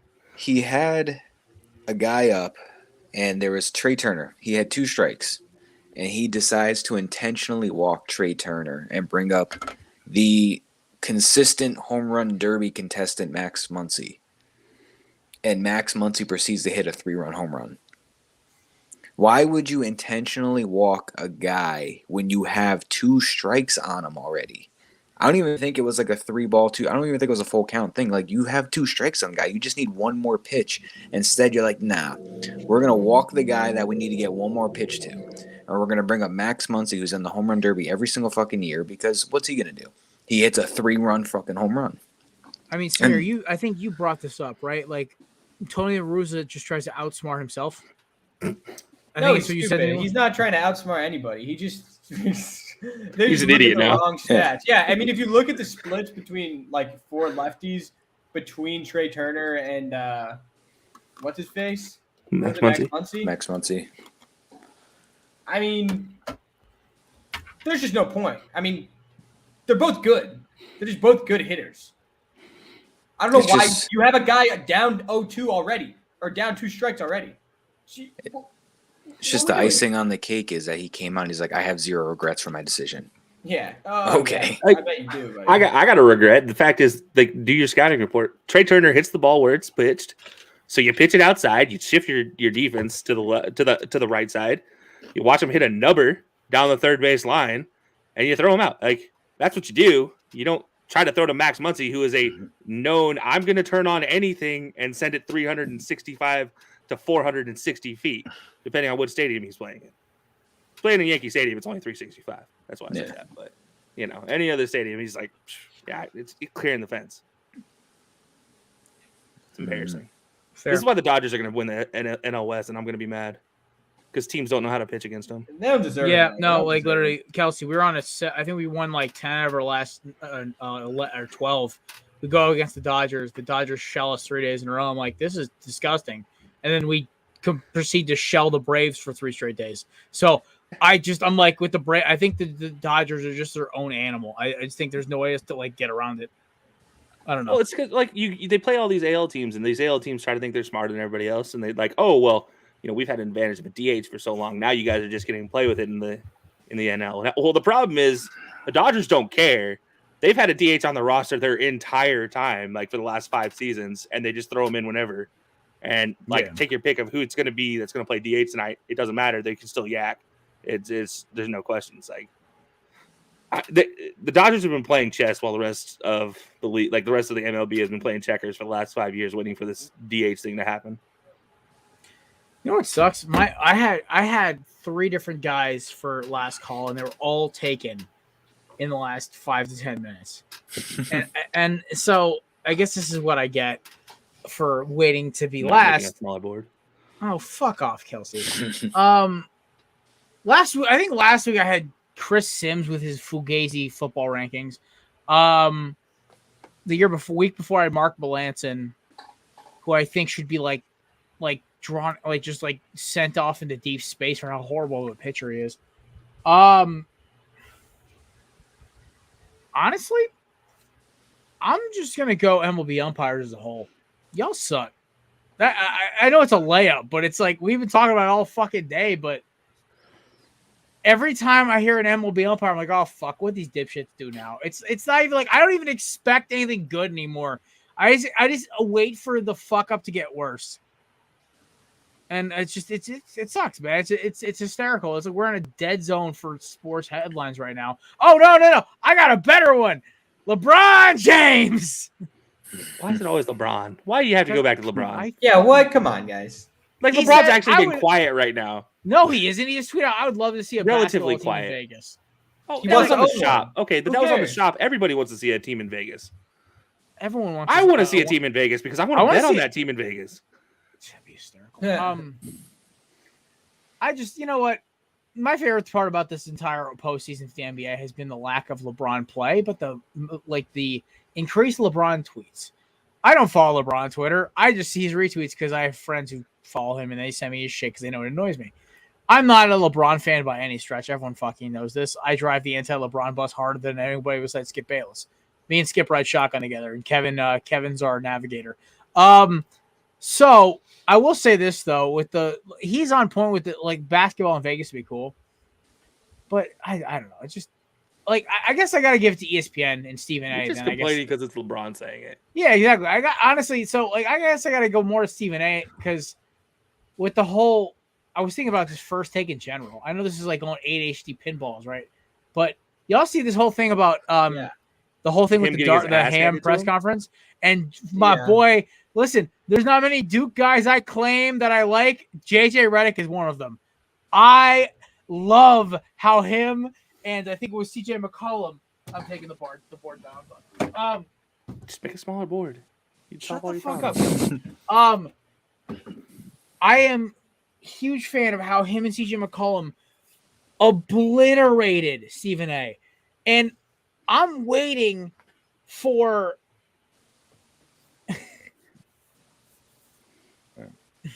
you know what? I'm never going to let him enjoy anything.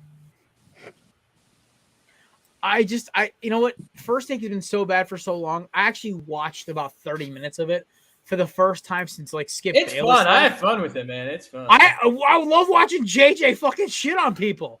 It's beautiful. Here's the thing. It's amazing what happens when Stephen A starts talking basketball because evidently, obviously, if you don't know Stephen A's background, that's what he came up with. But now he's kind of that big head basketball guy, so he doesn't actually know what's going on anymore. It's funny what happens when you actually take him. Stupid. Oh yeah, well yeah. Now, like early Stephen A was actually really, really smart, and he had some really good takes. Oh yeah, because he actually Stephen had A insider back knowledge. When ESPN New York, like when he has his own show on there, that was smart. He actually had knowledge, but like now you actually put him against an actual basketball person with actual basketball knowledge and like who has insights. Man, it is fantastic to watch him get his ass handed to him. I love every moment. Like he doesn't have to go against Mad Max, a boxing guy, or he doesn't have to go up against a baseball guy anymore. It's like now you actually put him up against a basketball guy and see what happens. All right, I will say, I love watching these. Like, so, like, somebody compared, I think it was Levitard said, like, you're watching these guys like him, Skip, and Cowherd, these shock and awe guys get smoked by like actual like experts on the sport. And I don't claim to be an expert on any sport. I mean, I watch a lot of fucking film, and I tend to think I know a lot about football. But I go up against a guy like fucking Albert Breer or one of these guys, or who's the guy from NFL Films who always going on Cowherd's show? Greg, what's his name? Shit, I can't even hear right now. But any of these guys who do it for a fucking living, I'm like, you talk. I just want to listen and learn more. Like, but when I look at guys like Stephen A. Smith and when they had Will Kane and then Max Kellerman and fucking Boomer Carton or whatever it was, Craig Carton, who's fucking or Chris Mad Dog Russo, whatever the fuck it was. Yeah, it's like, who cares, man? It's like Stephen A. fucking picking on a child in a basketball game. It would be like putting Beth up against any one of us talking hockey. I'm sorry, Beth, except maybe McCarthy. Joey Gallo hit a home that's why I run, said guys. us sitting here. That was my breaking news. Joey Gallo actually gets a hit. He hit a home run, you guys. But like, if Beth were to go up as any of us talking hockey, she wipes the floor with all of us. Yeah, I'll agree with that. All right. Mm-hmm. Okay. Holy shit! It's 8:30 already. All right, ladies and gentlemen, we appreciate you stopping by the Corner Booth Pod, the Corner Booth pregame, and everything else we do on this amazing Thursday. Shout out to our boy Kelsey for coming through from Hilo Sports. Kelsey, where can we find you? Oh God, I wasn't ready for this question yet. Find me at high_low_sports. When he had the name thing turned on, it was on there, and that's on Twitter at Hilo Sports on Instagram and TikTok. There it is. And there you go. YouTube, Hilo Sports Podcast. We are live every Wednesday at 9 p.m. Eastern Time on bellyup.tv. And then you get our replays every Tuesday, 2 p.m. on Facebook and Twitch. Just look up Hilo Sports, and on both of them, and you'll find us. They're fun. I actually enjoy watching the show. And DJ is basically C3PO mixed with a supercomputer. So, yeah, that's with Kelsey's brain, that's always a fun mixture. Yeah, he's way too smart for his own good. He makes me feel stupid, and I'm not stupid. Yeah.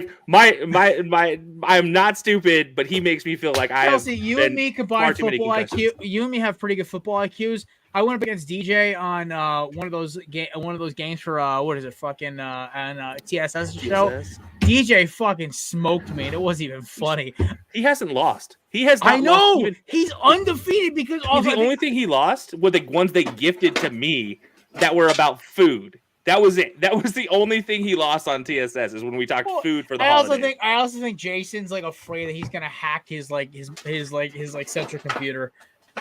Dude, no, he's legitimately he is the Swab, like from Stump the Swab. If anybody's ever watched Stump the Swab, DJ is the Swab. He's the Swab reincarnated, just like 400 pounds smaller. Stump the Swab. I haven't heard that since like fucking 7. All right. Well, ladies and gentlemen, you know where you can find these goobers. That's Matt, Grayson, and our boy Samir, and of course myself. We're on Twitter. We appreciate y'all stopping by. Oh, we'll catch you on Tuesday. We'll do a show Tuesday. We just went the entire week of trying to revamp our social media. By the way, check out Matt's TikTok about his receiver rankings. I'm going to drop mine tomorrow or Saturday. Samir will drop his this weekend as well. And so will Grayson. It'll be a good time. Get all of our rankings. But we appreciate you stopping by. Check out Kelsey at Hilo Sports, and you hope you all have a great weekend. Enjoy. Bye.